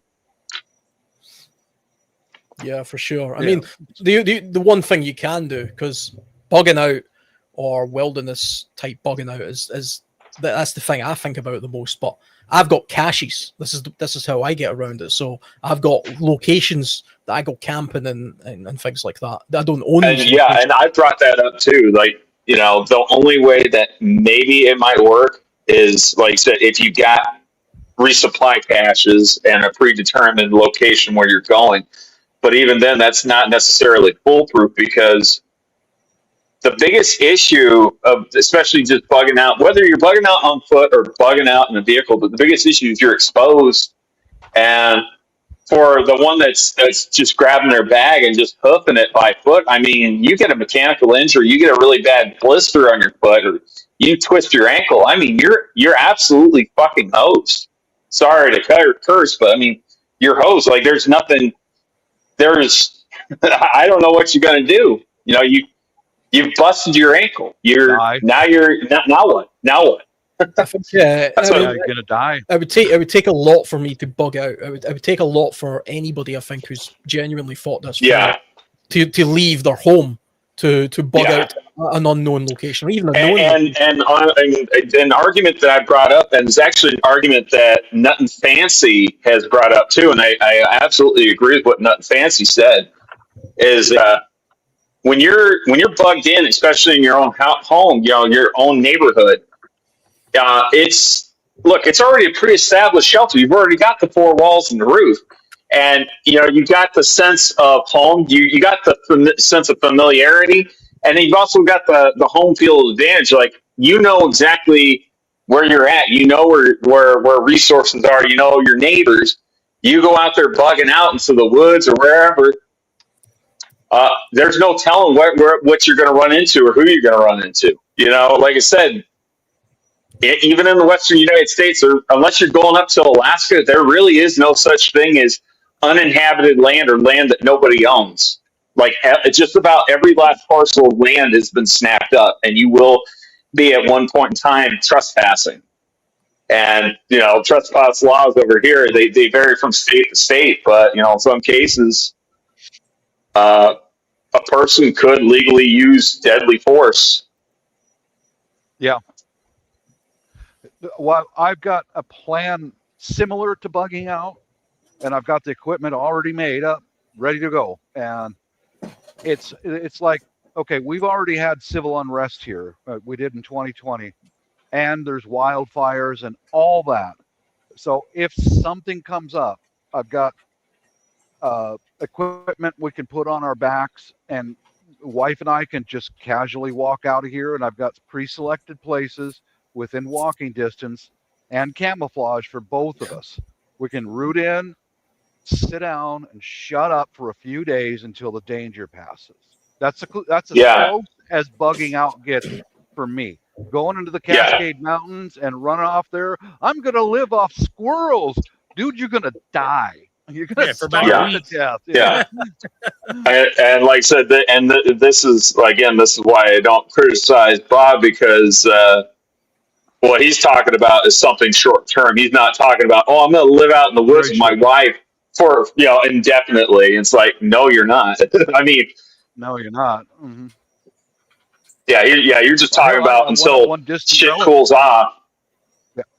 Yeah, and then come out from hiding and go see what's left of your house, or go to the next family that you planned on meeting up with. Right. Yeah. Well, that's a good thing, is I'm married to a Filipino, and they're tight. They won't turn another Filipino away in need. They don't. That's part of their culture, is to help each other. So, yeah, that's the closest to bugging out as I've got. I mean, conflict is the number one reason why you would bug out. If you lived in a place that you knew was about to be occupied, then bugging in doesn't make any sense. It's actually a terrible idea. A catastrophic event like massive fire for massive fire. Right. Then you're gonna figure you better figure it out. I suppose. It does again come down to sort of location as well. I mean, a little bit like all land is owned by somebody, but if the scenario was so severe that people were bugging out and like mass extinction. Yeah, I mean, there's real life examples of this. I don't know if any of you guys are familiar with the Belinsky partisans. The Belinsky partisans, they were Polish Jews during the Second World War who fled into the forest along the border of Poland and Belarus, and they actually hid in the forest and built communities in the forest. They were there for 3 years. And they would actually fight the Germans. They would blow up railway lines and all sorts of stuff. I think there was a movie made about them. Now I think about it, I think there was a movie made about them. Probably. Like it came out, and I want to say sometime between like 2017 and like 2020 or something like that. Yeah, it's an incredible story if you ever take a look into it. I first came across it. I was watching a Ray Mears episode where he visits the place. And he talks about how they lived, and they built these like dwellings and camps into the soil and covered them up so that the Germans couldn't find them by air, because they were searching for them all the time. Obviously, back in those days, they never had thermal imaging and stuff. But you need a forest as big. That's the largest natural European forest left. I've actually spent some time there. It's an incredible forest, it's an incredible place, but I mean, you couldn't really do that in a lot of places in the UK. You can stay hidden in some places in the wilderness, to some extent, if you were willing to move. You know, you wouldn't be able to stay there longer than maybe a couple of weeks, and then you would have to move on. But you would definitely need caches, because you can be the best survival expert in the world in the UK, but you're not living long term in the woods off the land. It's not possible, because the landscape here isn't natural enough in order to do that anymore. You know, the vast majority of the natural forests in the UK, for example, are now gone. It's only 1 or 2%. Most of it's just plantation, which is dead forest. You know, and once it starts getting, you know, a little bit beyond this time of year into the winter months, then, you know, you're not hunting and foraging nothing, you know, without firearms and things. So it's a bit of a fantasy. I think people have this idea that you can bug out into the forest and build a camp. It's possible, but it's not quite as easy as what I suspect people imagine it would be. You know, Yeah. I think you would start going hungry pretty quickly, and you would start to succumb to the elements pretty quickly. Again, going back to, you know, when we were talking about, you know, the camps versus, you know, settlements, again, it's really difficult to defend something like that, you know. I'm not just talking about necessarily, you know, like I said, getting into a firefight. I mean, you are out in the open. I mean, just about anybody could walk up on you at any time. I mean, I don't care if you bugged out there on foot with a bag on your back. I don't care if you loaded up your pickup truck or your transit van, your modified transit van with 4-wheel drive, and loaded it up with all your survival gear. At some point in time, you're going to run across somebody, and somebody's going to try to challenge you, and they're going to take your stuff. Yeah, they'll kill you, and they'll take your stuff, and that's how it's going to go. That's the importance of having more than one bug out location, more than one cache. You know, it's kind of the idea of not having all your eggs in one basket. So I've always followed the principle of having multiple caches, and each cache is identical to the other one, and it has everything you need to basically live out of for a period of time. You know, ideally sort of 30 days, because that's roughly what you can fit into, you know, a barrel or something like that. And then you can go from cache to cache. And if you get to one and it's been found by somebody, or it's been compromised in some other way, well, then the next one should be a distance away that you can now move to that next place. And so your bug out bag that you're carrying around with you isn't about surviving out of. That's about getting from one point to the next. You know, that's purely what that's for. Could I just sorry. do a very quick recap for the new people that's joined? Just so anyone new is caught up to what we're all saying at the minute, we're basically discussing long-term camp logistics and organization, and what a successful long-term camp logistics would require, more than just gathering supplies. Yeah, and I think a long-term camp, if we're talking about genuine long-term camps or encampments, then it comes back to, again, you have to have a means to self-sustain it, or trade with somebody else that's self-sustaining, that's an external third party that's bringing stuff to you. Yeah. Because, you know, unless you're living on some sort of fantastic allotment, you know, there's 20 people on a big farm and you have an allotment and animals and all this kind of stuff, and you're living off what you have there, even that I think would be challenging. I think that would be challenging, especially in a seasonal country like the UK or most of the Northern Hemisphere. The only reason I made mention of it is when you went on about caches, it reminded me of cache strategy, where you just obviously consider creating more than one hidden caches of extra supplies, either for yourself or for your family in some instances. Yep. So, no, when you mentioned about that, it made me think, like, you know, the only way really you can prevent like a total loss in case of like a natural disaster or a fire near your caches is, or hell, even being discovered by a hostile group. We have touched on that when we touched on home defense and what do we call it, the minefield analogy and things like that. But even in best case scenarios that you've covered all your bases on natural disasters, fires, things like that, and your cache being compromised, what I don't know how to really word it in this sense, but in a way, I guess, what's not to say in a situation where you're stuck bugged in, those caches would still get taken one way or another, either by somebody or by, I don't know, say An animal. Yeah. Well, it comes down to how well do you put these caches away? How well protected are they? Is it hidden, buried? You got rocks on top of it, or is it just a bucket sitting on the ground somewhere?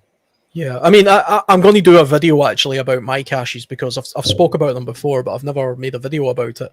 I've only had them for about a year now, but it's a year of caches being in the ground. I've got plastic barrels full of caches. It's just excess. It's just gear that I've acquired over the years that I've built into separate caches. Yeah, and then I've supplemented them with food and called it a cache.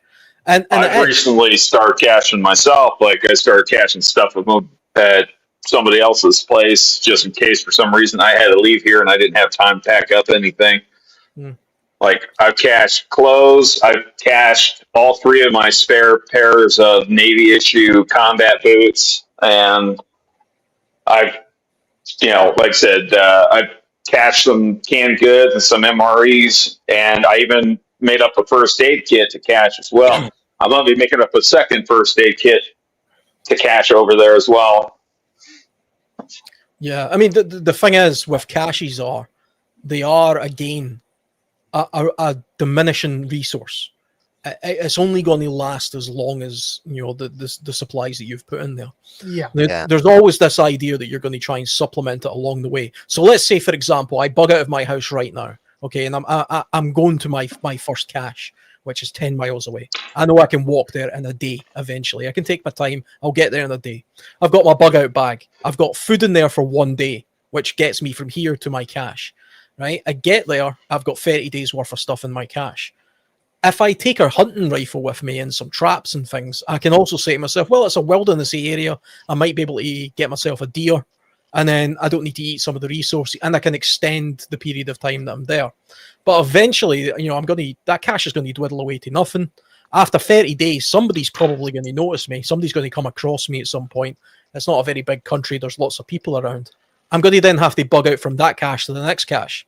So I'll put a few things in my bag, and I'll head off to the next one. And I'll keep doing this. But eventually, I'm going to run out of caches. And then I'm going to have to think about, well, what am I going to do? Where am I bugging out to? What direction am I heading? Have I set my caches in a zone that's taken me to somewhere? Or does it literally just end at the coast and then I'm standing there, cache number 6, looking out at sea, thinking, now what?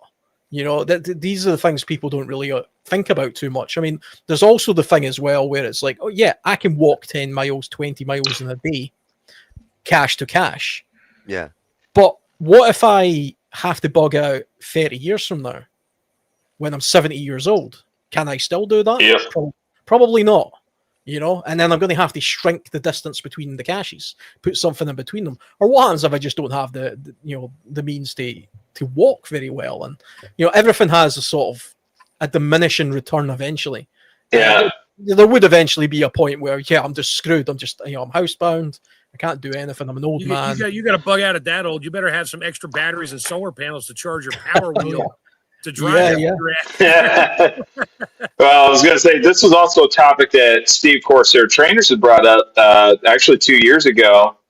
And he was talking about like the bad advice that other preppers will give to new people that are getting into prepping. He was talking about how this one lady, she's a single mom. She's got 2 kids. I think I want to say the kids' ages at the time was between 8 and 10. Okay. And she thought that she needed to bug out. She needed to get a bug out bag and go out to the woods. You got kids. You got 2 little kids. Do your little kids know what to do? I mean, like I said, when you bring in kids in the whole picture, I mean, that changes the whole dynamics. And then, like you said, and like you just got done saying, you got done bringing up, what happens when I get old? I'm getting up there in age. I can't do the same shit that I was able to do back in my 20s and 30s. Yeah. Now you're bugging in. I know that for a fact. I'm over 60. I can't do that shit anymore.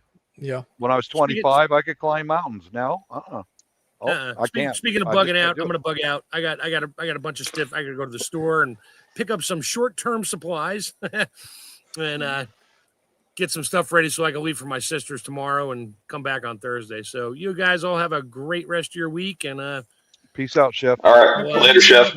I may Take not it pop easy, if man. you do live Sunday on Bob. I may or may not get on because I'll be at my sister's and probably not a Oh, good place to go live with you. No, we cuss too much. It'll piss your family off. All right. Have a good night, all. Good night. Yeah. Take care, Right. Mark. Later, Chef. Oh.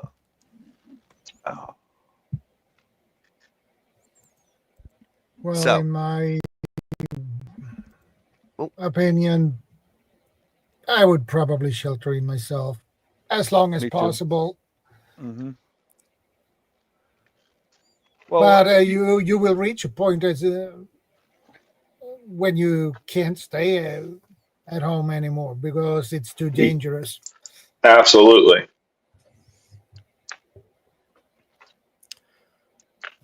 Yeah, I mean, basically every refugee is bugging out when you think about it. You know, every one of these people are bugging out, and some of them are bugging out incredible distances.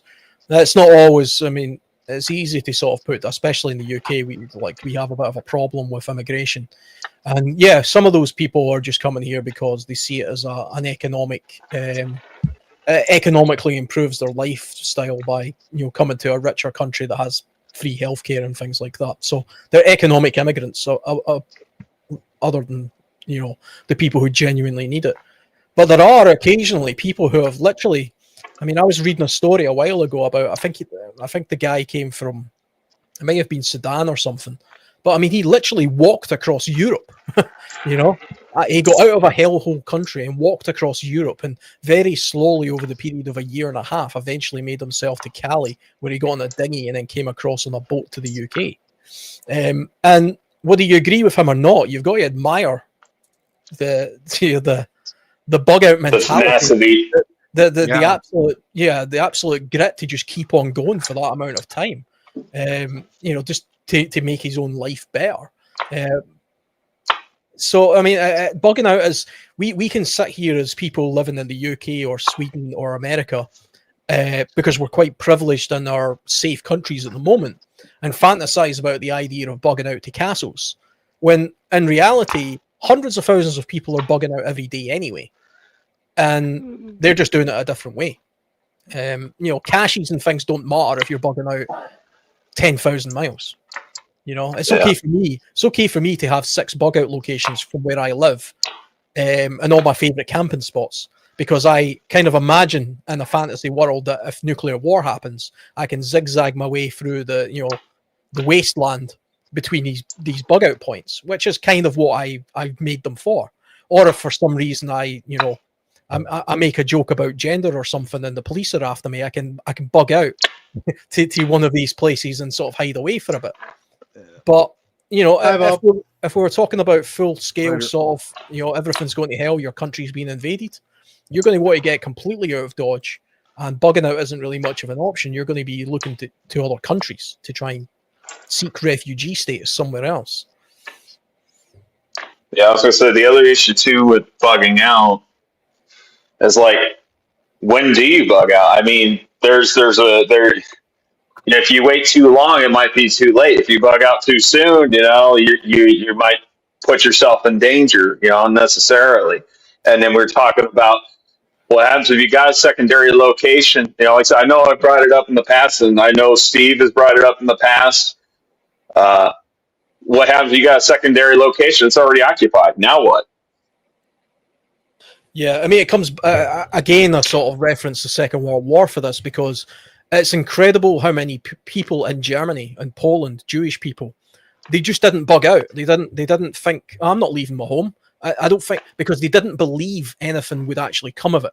Even they were hearing the stories about all the terrible things that were going on, and they just kept on saying it'll never happen here, it'll never happen here, or we'll wait until they're like banging at our door.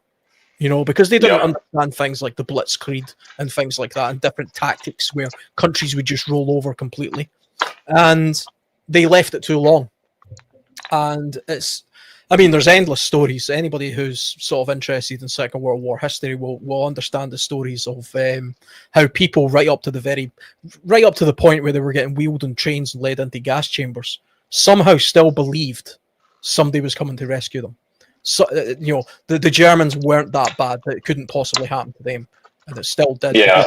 They held on to that belief that no, I'm not bugging out. I don't want to give everything away. I'm just going to wait it out. They waited too long, And yeah, I mean, there is an argument for bugging out too early as well. But if you have a mechanism in place where you can go back, then maybe it's not so big a problem. It's there's certainly scenarios that I can think of where I would bug out just temporarily. And we talked about this on your podcast, Mike, where we were talking about hypothetical EMP taking place, and I said, you know what, I would bug out. I would bug out and see how that played out, and then a week later I'd come back home. I think that's one of the few examples where I would actually just leave just to see what happens. I would just camp in the woods for a week. That's not a hard thing for me to do, just off my own equipment. I'm not surviving off the land. I'm just camping. Yeah. I mean, you've always been more of the survivalist and less about the prepping, Alan. I think as a prepper, to do that for a week just in case puts your entire prep stockpile at risk. A risk that most people don't want to take, because you might come back after a week and it still hit the fan, but your house has been stripped. Yeah. I suppose this is the double-edged sword aspect of prepping. This is the risk. You become so attached to the things that you've prepped that you don't want to leave it.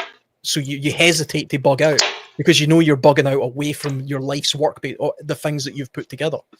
And there's always the possibility that by hesitating, it's kind of like I love that movie quote in Fight Club where they says the things you own eventually own you. Because you become so attached to I've got all this stuff, it's cost me hundreds of thousands of pounds or whatever, I'm not leaving it. I'd rather die than give up my stash. Yeah, and there has to be a happy medium between the two. Yeah, because you're also not Rambo going to take on a marauding gang of 30 people if if they're heavily armed. There has to be a point where you say, you know what, I think the security of myself or my family is more important than my stockpile. I'm just going to hope for the best here, board up the doors, put a sign on it, and ask the neighbour to look after the place for me, and then I'm going to leave and then come back and hope for the best. That's a decision you would have to make. I think it's an easier decision for people like myself who's not a prepper, because I don't have stockpiles of stuff. Most of the stuff that I've acquired over the years, I've literally buried in barrels in the ground. I've literally just put them in places I like to go camping.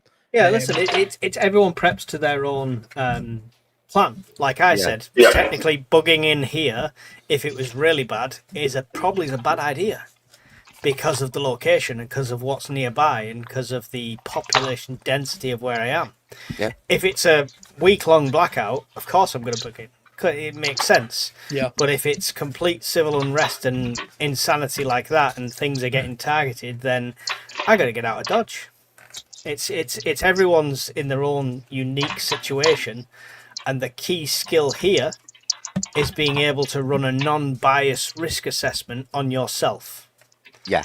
Not thinking, well, if it happens, I'm just going to pull out my 20-pound pistol crossbow that probably couldn't go through more than 3 layers of cardboard and defend the family against everyone. It's not realistic. Be realistic. Imagine it's not you, imagine it's your neighbour. Risk assess them if that helps you. But risk assess the situation, not your ability to fight it. And yeah, that's the biggest skill there, to run a non-biased risk assessment. Yeah, and it's like something like, I think it was Dearlove earlier that was talking about the idea that, well, what happens if you get that letter at the door telling you to go to a FEMA camp or join the military or something? That's something that as survivalists and preppers, we just never really take that seriously, I don't think. I always hear people talk about the hypothetical Third World War, what they would do in that situation. I'll go into my bunker, I'll hide in my attic, I'll go to the woods. No, we're at war. You're getting called up. There's nothing you can do about it. When the for my case, like, it would have to be really, really bad. I'm technically a disabled vet. You know, I've already had traumatic head injury. I've already had previous chemical exposure. Like, I am disabled according to the VA. So, like, it would have to be really, really bad for them to be wanting to call me up for service for a second time. Yeah, I mean, you're always there's always going to be individual cases for certain things. But let's take the old C19 example for a case. Prior to that happening, if we were having a podcast right now and we were talking about setting up encampments and what we would do and when we would bug out, if a mass pandemic happened, we would all be saying things like, "Oh, a deadly virus spreading around, I'd head straight to the woods." You know what I mean? Or I'd bug out here, or I'd do this. What we didn't foresee was the government literally mandating every single person stay in their house. And if you go into the woods, you'll be arrested. And that happened in the UK. Because it was a strange time for me because, you know, I can't stay in the house for long. And you know, I spend all my time out in the woods. And I remember genuinely thinking, wait a minute, there's this deadly virus that they're talking about, but they don't want me to be in a place where I'm by myself in the woods. They'd rather I be in I was living in a flat at the time, so there's 30 other people in that building. How's that safer? And it scuppered my survivalist plans because an external force, i.e. the government and the law enforcement, were mandating to me what they wanted me to do. Now, I could just ignore that and run the risk of sort of being detained or whatever. But we all you guys will remember it. We were literally in a time where neighbours were reporting you for, I seen him getting in his car and he had a camping bag on. He's obviously heading out to the woods or the beach or something. So, you know, he's a threat to my grandmother. and that's the kind of situation we were in then. It was, to be honest, for me, it was kind of a good time because it meant all of the places I like to go camping were completely empty. Preview of coming attractions in the UK. Totalitarianism government. That's what we're getting. The COVID thing was just a test. Sorry. Yeah, I mean, it does go to say, though, the thing with all of these emergency situations, like the idea of having a long-term camp, it's a romantic idea when you take a look at the past. You know, you talk about the first pioneers in the United States where they could just go out into the West and build a camp, or Alaska where you could do that, or medieval times in England where you could, you know, have your own little homestead going on and run your own little kingdom or whatever. But in the real world, we have these government bodies that enforce things on us, and they want things from us, and they won't allow us to do this kind of stuff. You know, some places it's easier than others, but if I was to just wander off into the woods and make a camp, it's actually, funnily, like we made light of this earlier, it's kind of happening just now in Scotland with a crazy person and his two wives or whatever refusing to leave, and they've built their own little camp. Now that's kind of funny, right? But that is getting nationwide press. He's had several eviction notices, and eventually the authorities are just going to go in there and pick them up and drag them out of there. You know, and they're on council ground at the moment, which is just government ground. And it's not illegal to camp anywhere in Scotland you like, even on private property. Okay, so they're not doing anything technically illegal. The thing that they're doing that's illegal is because they're staying there permanently. That's you know, that's not camping anymore. That's loitering, and that's why. You know, but that's a micro example of what would happen. You know, eventually somebody's going to come and say, "Get the hell out of here." And earlier on, right at the start of this podcast, when I was talking about my experience with my friend who was on that hippie commune for a little while, they basically had running water and some electricity, but it was entirely off grid. That place, they still had to pay council tax. They still had you know, bin collection times that they had to pay for, even though they never actually had a bin. You know, nobody came to pick up any bins. They had to take all their rubbish to a site and dispose of it that way. But the government forced them to do these things anyway, because that's kind of just the systems that we have. So two things guaranteed in life is death and taxes. Yeah, and they'll make you pay it. We're not genuinely free enough to be able to just go to a place and say, all this area here is mine, I'm just going to live here and nobody bother me. Even if you own the land, you can't do that. You know, in most countries, especially in the UK. If I own the land, I can't just build a house there, you know, without planning permission and special permits and all sorts of other guff. And then when I do that, I have to pay council tax, whether I benefit from it or not. I have to pay water rates, whether I even have running water. All sorts of crazy stuff. That's a question for the. Obviously, you mentioned Joss about when do you bug out. That's probably a question for that as well. When do you start to go and live on the fringe, form that community? Do you have to wait for the without rule of law time? You know, because if you don't, then you are technically breaking them up until that point. Yeah, to me, it's there has to be an absolute obvious case of a clear and present danger taking place right now. I mean, there would literally have to be fires in my street before I said, you know what, this is a bit too hairy.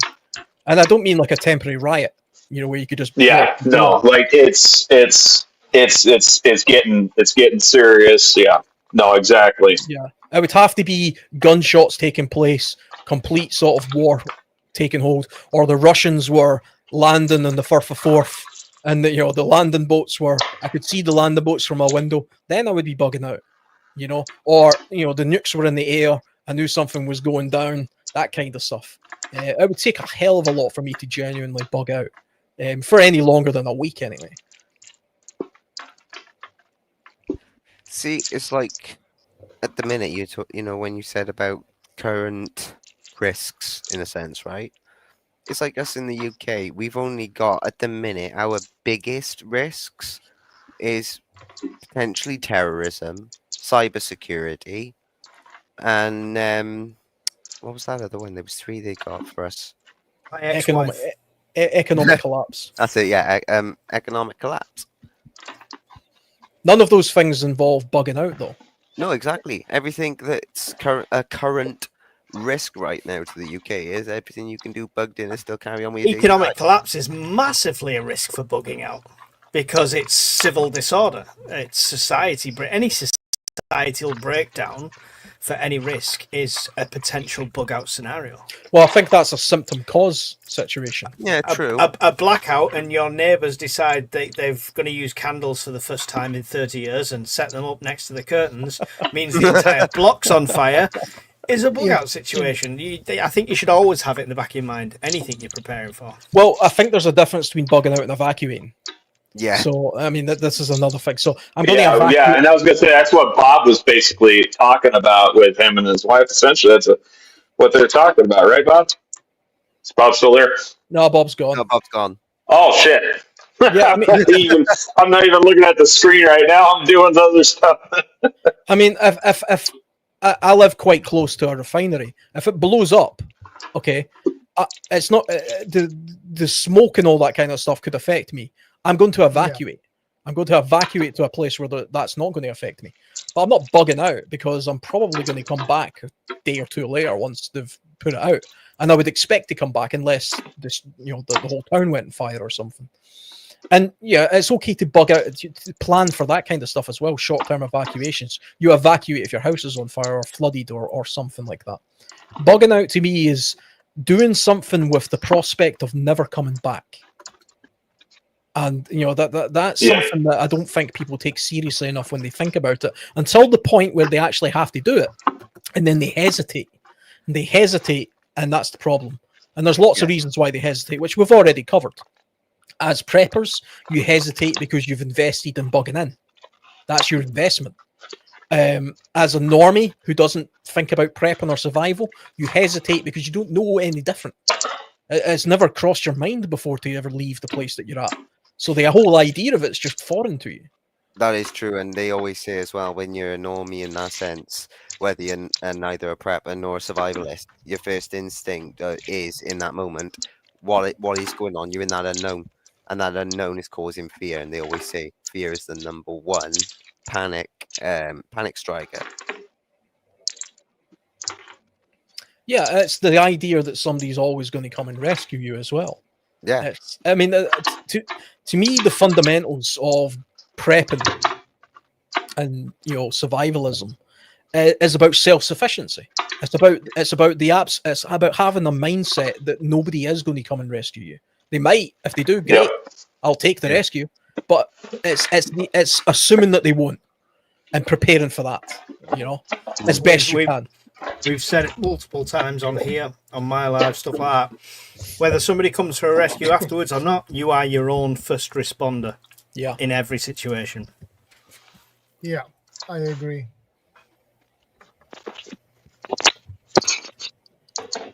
I mean, the thing about camps as well, here's another concept. Okay, a camp could literally just be a community of people trying to set up home in the ruins of the place they just lived. So if you take a look at some war zones, Gaza's a prime example. Okay, there are encampments in rubble, and you think, well, why did they pick that pile of rubble? It's because that's where they used to live.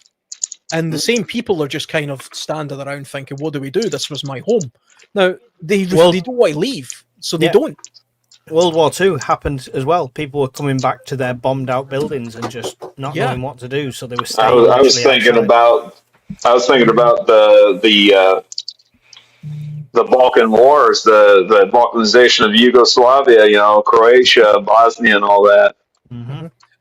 Same with Chernobyl.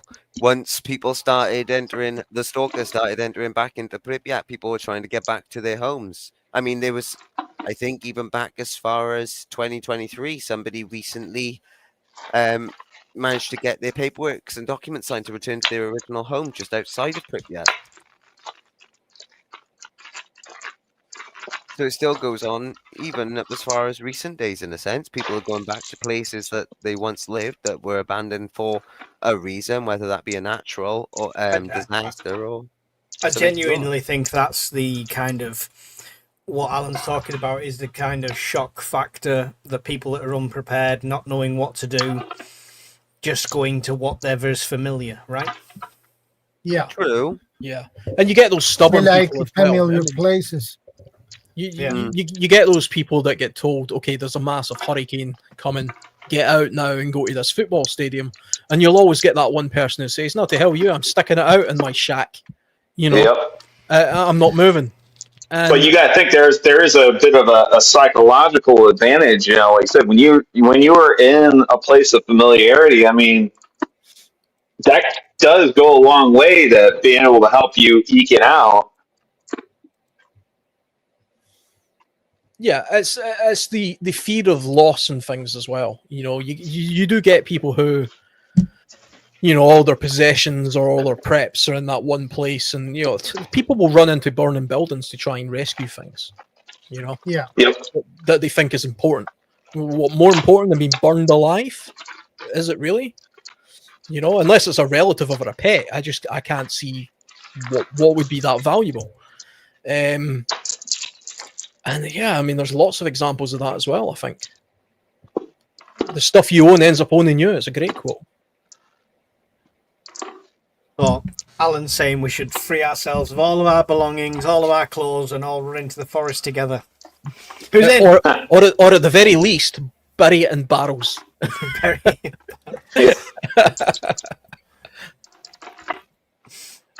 Like I said, I buried quite a bit of stuff in 5-gallon buckets, but like I said, I don't have near enough stuff buried, but I got some stuff. The UK and Europe, in my opinion, the most frightening country in the world to live in. The walls are closing in pretty tight now, says James. I agree with James at the minute. Well, with current affairs of what's going on as of right now, I agree. Yeah. About the first responder thing, did you see Kate's comment above, Shadow? It said, if people think they will get rescued, ambulance waiting times in the UK now is 7 to 12 hours if it's not life-threatening. Yeah, on a good day. Yeah, PV was saying, like, unless the person's not breathing, the wait time is 2 hours. My friend passed away over a year ago now. He's the person I did the original 90-mile hike for. It was a heart condition, and it still took over an hour, and he passed away because they didn't get to him. Yeah, there was a story I just glanced on Facebook earlier. Actually, I'm not sure if it was in the UK. I think it was, but a girl on a football pitch with 2 broken legs had to wait 7 hours for the ambulance to show up, and she was just lying there with 2 broken legs. I've got a photo of me with the football team behind me, and when my leg snapped in 6 places, I've got the metal in. I was lay on that field in misty rain with a foil blanket over me for nearly 4 hours. Yep. Jeez. I was Lord. I was at A&E, I think it was just over 2 weeks ago, with a relative. Went to A&E, drove there, and the local, a fairly large town that I live in, and we got told there was a 14-hour wait time and 56 people ahead of us. Bloody hell. Just very quick, Rift Security just said in Wales we wait much longer. There is a case where a woman was in the back of an ambulance for 48 hours and she sued the NHS. Well, I mean, once I got in there and got the gas and air, then they let me ring my missus, who was a week off giving birth, to tell her I'd snapped my leg in 6 places. Jeez. Oh. You can imagine how well that went down. Here we go. This is proof I don't just talk. I apologise for me holding my middle finger up, but you can imagine I had a bit of pain at the time. Oh, nice. The lads on the team thought it's a good time to take a picture. So I had three breaks in the tib and 3 breaks in the fib. Again, I'm not laughing at you. I'm laughing at this. Just like, fucking, man, we got friends like that. Who needs enemies? Honestly, yeah, it was great. It was great. Yeah, the authorities aren't coming to rescue you. That's No chance. and if they do, then great, but assume that they're not going to. Or worse, turn against you like they did during the old C-19. Yep. This is why we prep people. At the end of the day, it's not because it's fun or it's a hobby. It's just peace of mind and knowing we're doing the right thing for our families. For me, it's kind of turned into a mixture of both a hobby and a lifestyle. Yeah. Like, I actually kind of make it fun, so it is a little bit of a hobby for me. You have to enjoy it, right? Otherwise, you will. No, I to a degree, I actually do. Yeah. No, I do too, and you have to enjoy it. Otherwise, you will literally be in this fear-mongering trap, rocking in a corner, thinking it's all going to happen tomorrow, right? It's you've got to enjoy. Part of you's got to enjoy doing it. Whether that's enjoying having that control or just purely, I think it's the I think it just. Yeah, I guess a little bit of control, just like, peace of mind. It's like, I'm doing something good. Well, it's that little bit of sense of security, isn't it, as well? It may or may not be false sense of security, but it's certainly something more than nothing. But the idea that you can think or act your way out of your own predicament based on sort of your own knowledge, your own skill. Empowering. Yeah, it's empowering. It's a good thing to get into for that reason. I mean, it's like we've all said many times before, the stereotype of the prepper or the survivalist is we're just conspiracy theory nutcases thinking, Armageddon's tomorrow. And it's not really about that. It's literally just a case of taking a little bit of personal control over the thing that all human beings always did anyway. It's only in the past... It's a little bit about that. It's only been in the past 30 or 40 years that people have entirely given themselves over to this idea that you don't need to be able to look after yourself. Your society will look after you. You pick up a phone and somebody will come. You'll never go hungry. There'll always be something. There'll always be this. There'll always be electricity.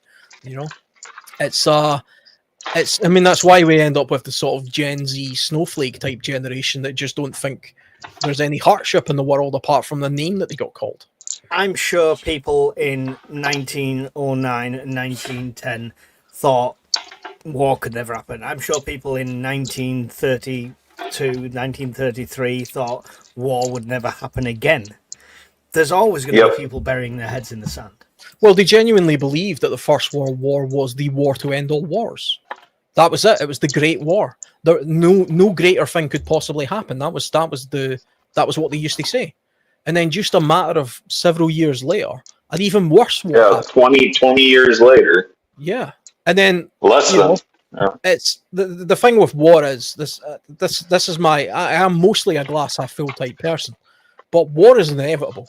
I mean, that's going to happen because it always has.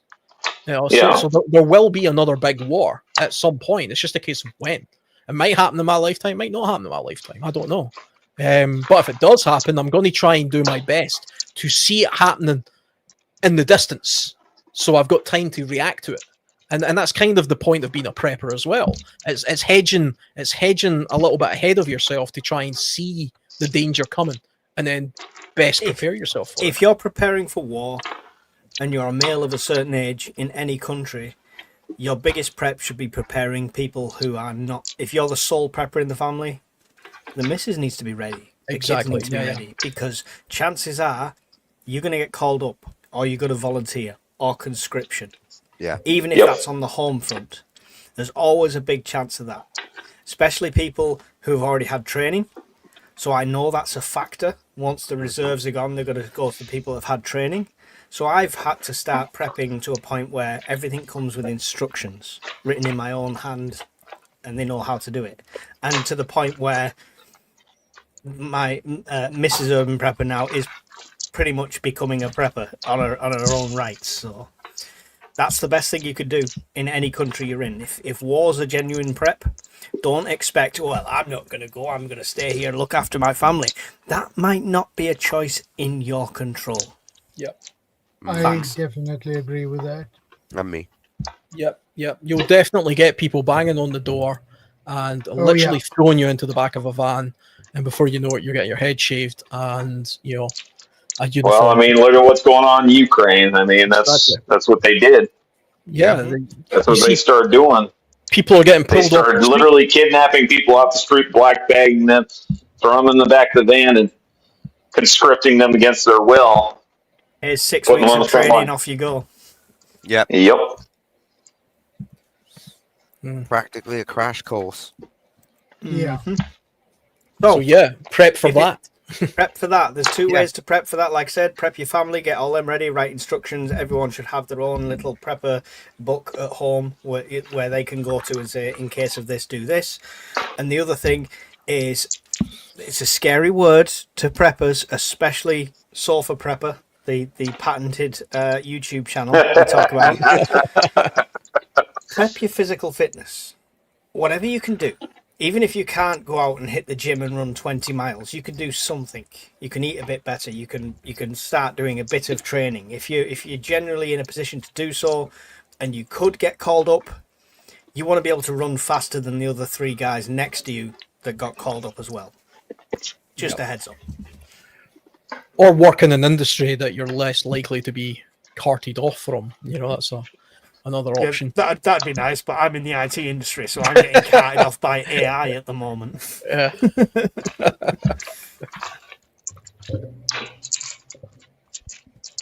Yeah, scary times. Hopefully, we're all wrong and we just carry on, like you say. It's a hobby and it's fun and it's good to talk about these things, and nothing ever happens. But yeah, well, I mean, for the best, prepare for the worst.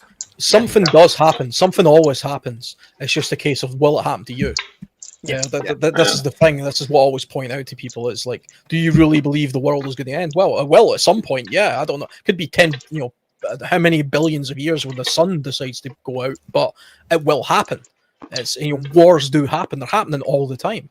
They're happening in countries that I've went on holiday before. It's just one of those things that it sort of creeps in on you, and you do get complacent. Especially, I think we're more complacent in the UK than anywhere else in Europe, probably. Yeah. See, Brian's just said, I'm old as F now at 51, so I'm fine.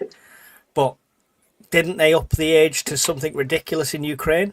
Yeah, that's what I was going to say. It got so bad in Ukraine that they actually started conscripting guys that were considered to be mentally retarded or mentally challenged, and they started conscripting them.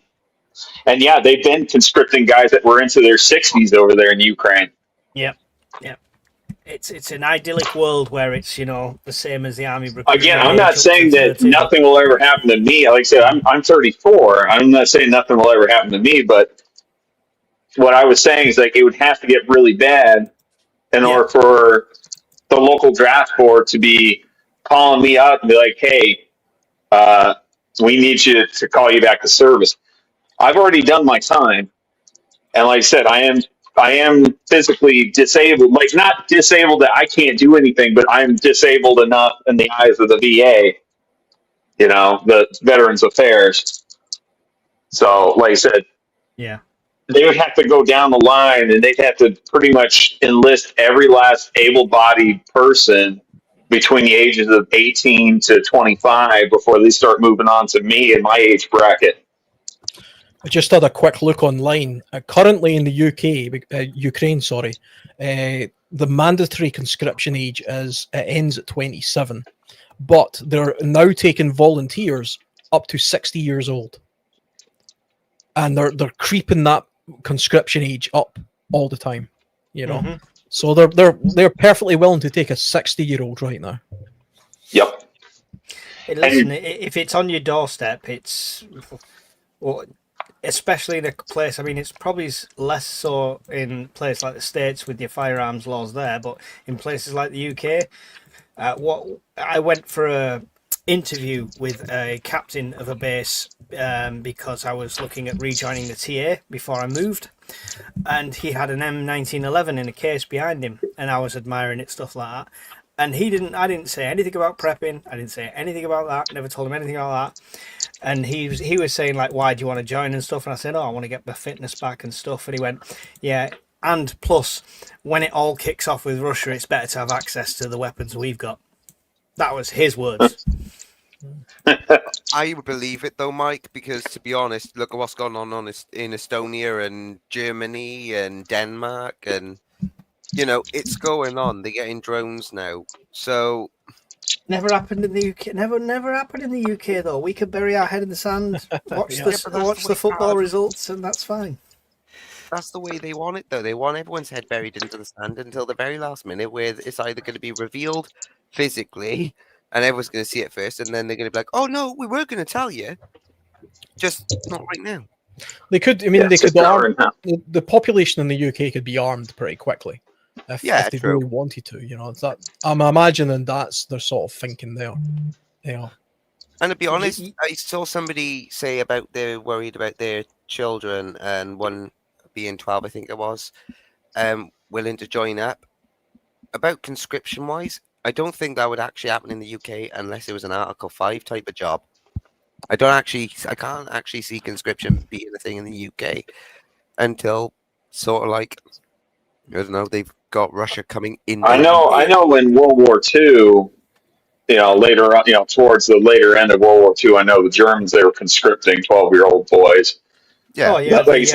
That's like one of those extraordinary circumstances, like it would have to be, like I said, it'd have to get really, really bad before we start resorting to children. But like I said, typically, in most cases, a military age, well, I'm not even going to say person, military age male is between the ages of 16 to 45, in most cases.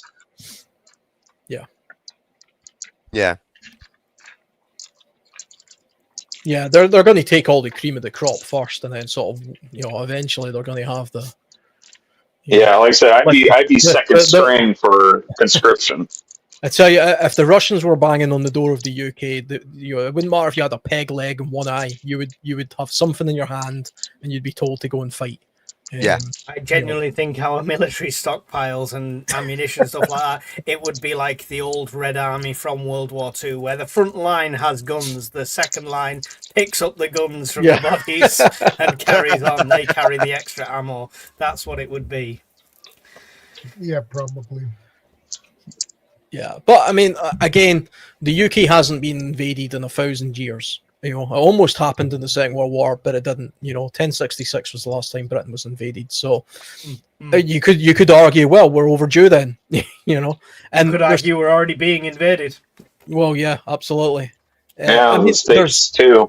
There's always been a conflict. There's always been conflict in Europe. Always. There's only been a couple of brief periods where there hasn't been conflict in Europe.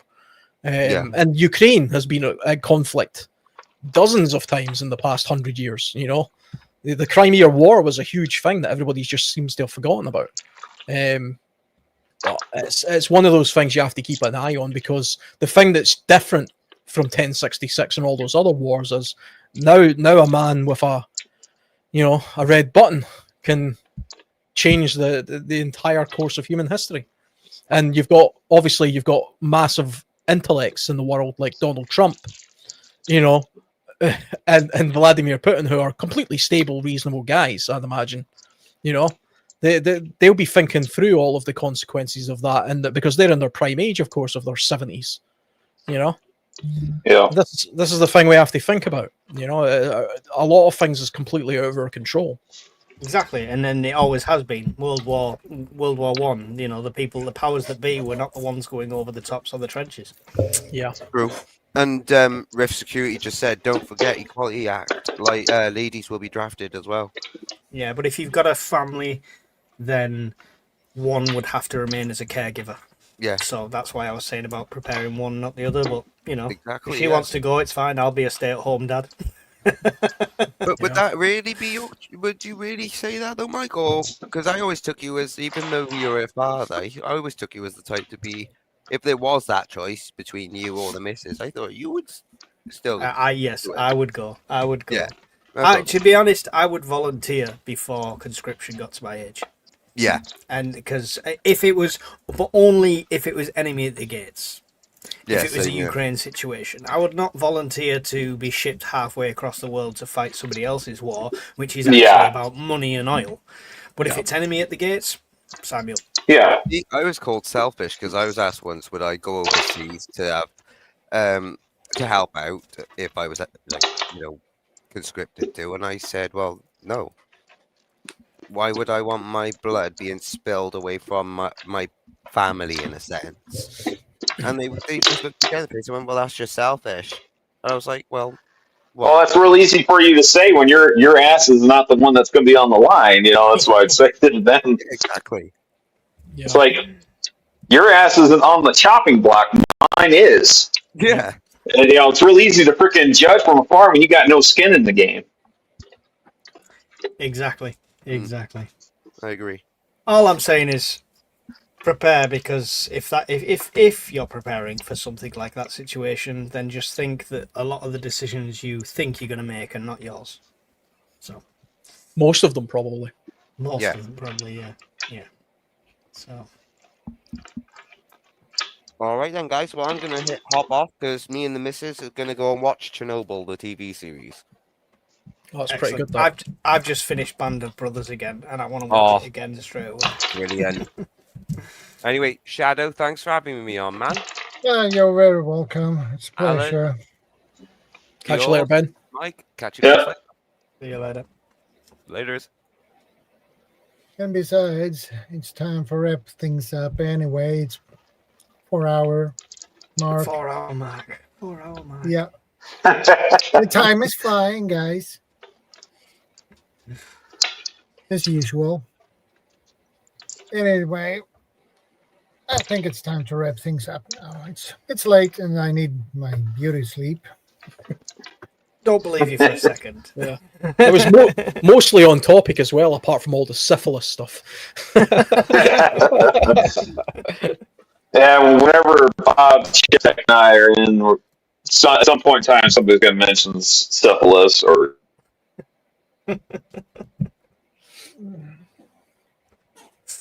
Oh. Well, guys,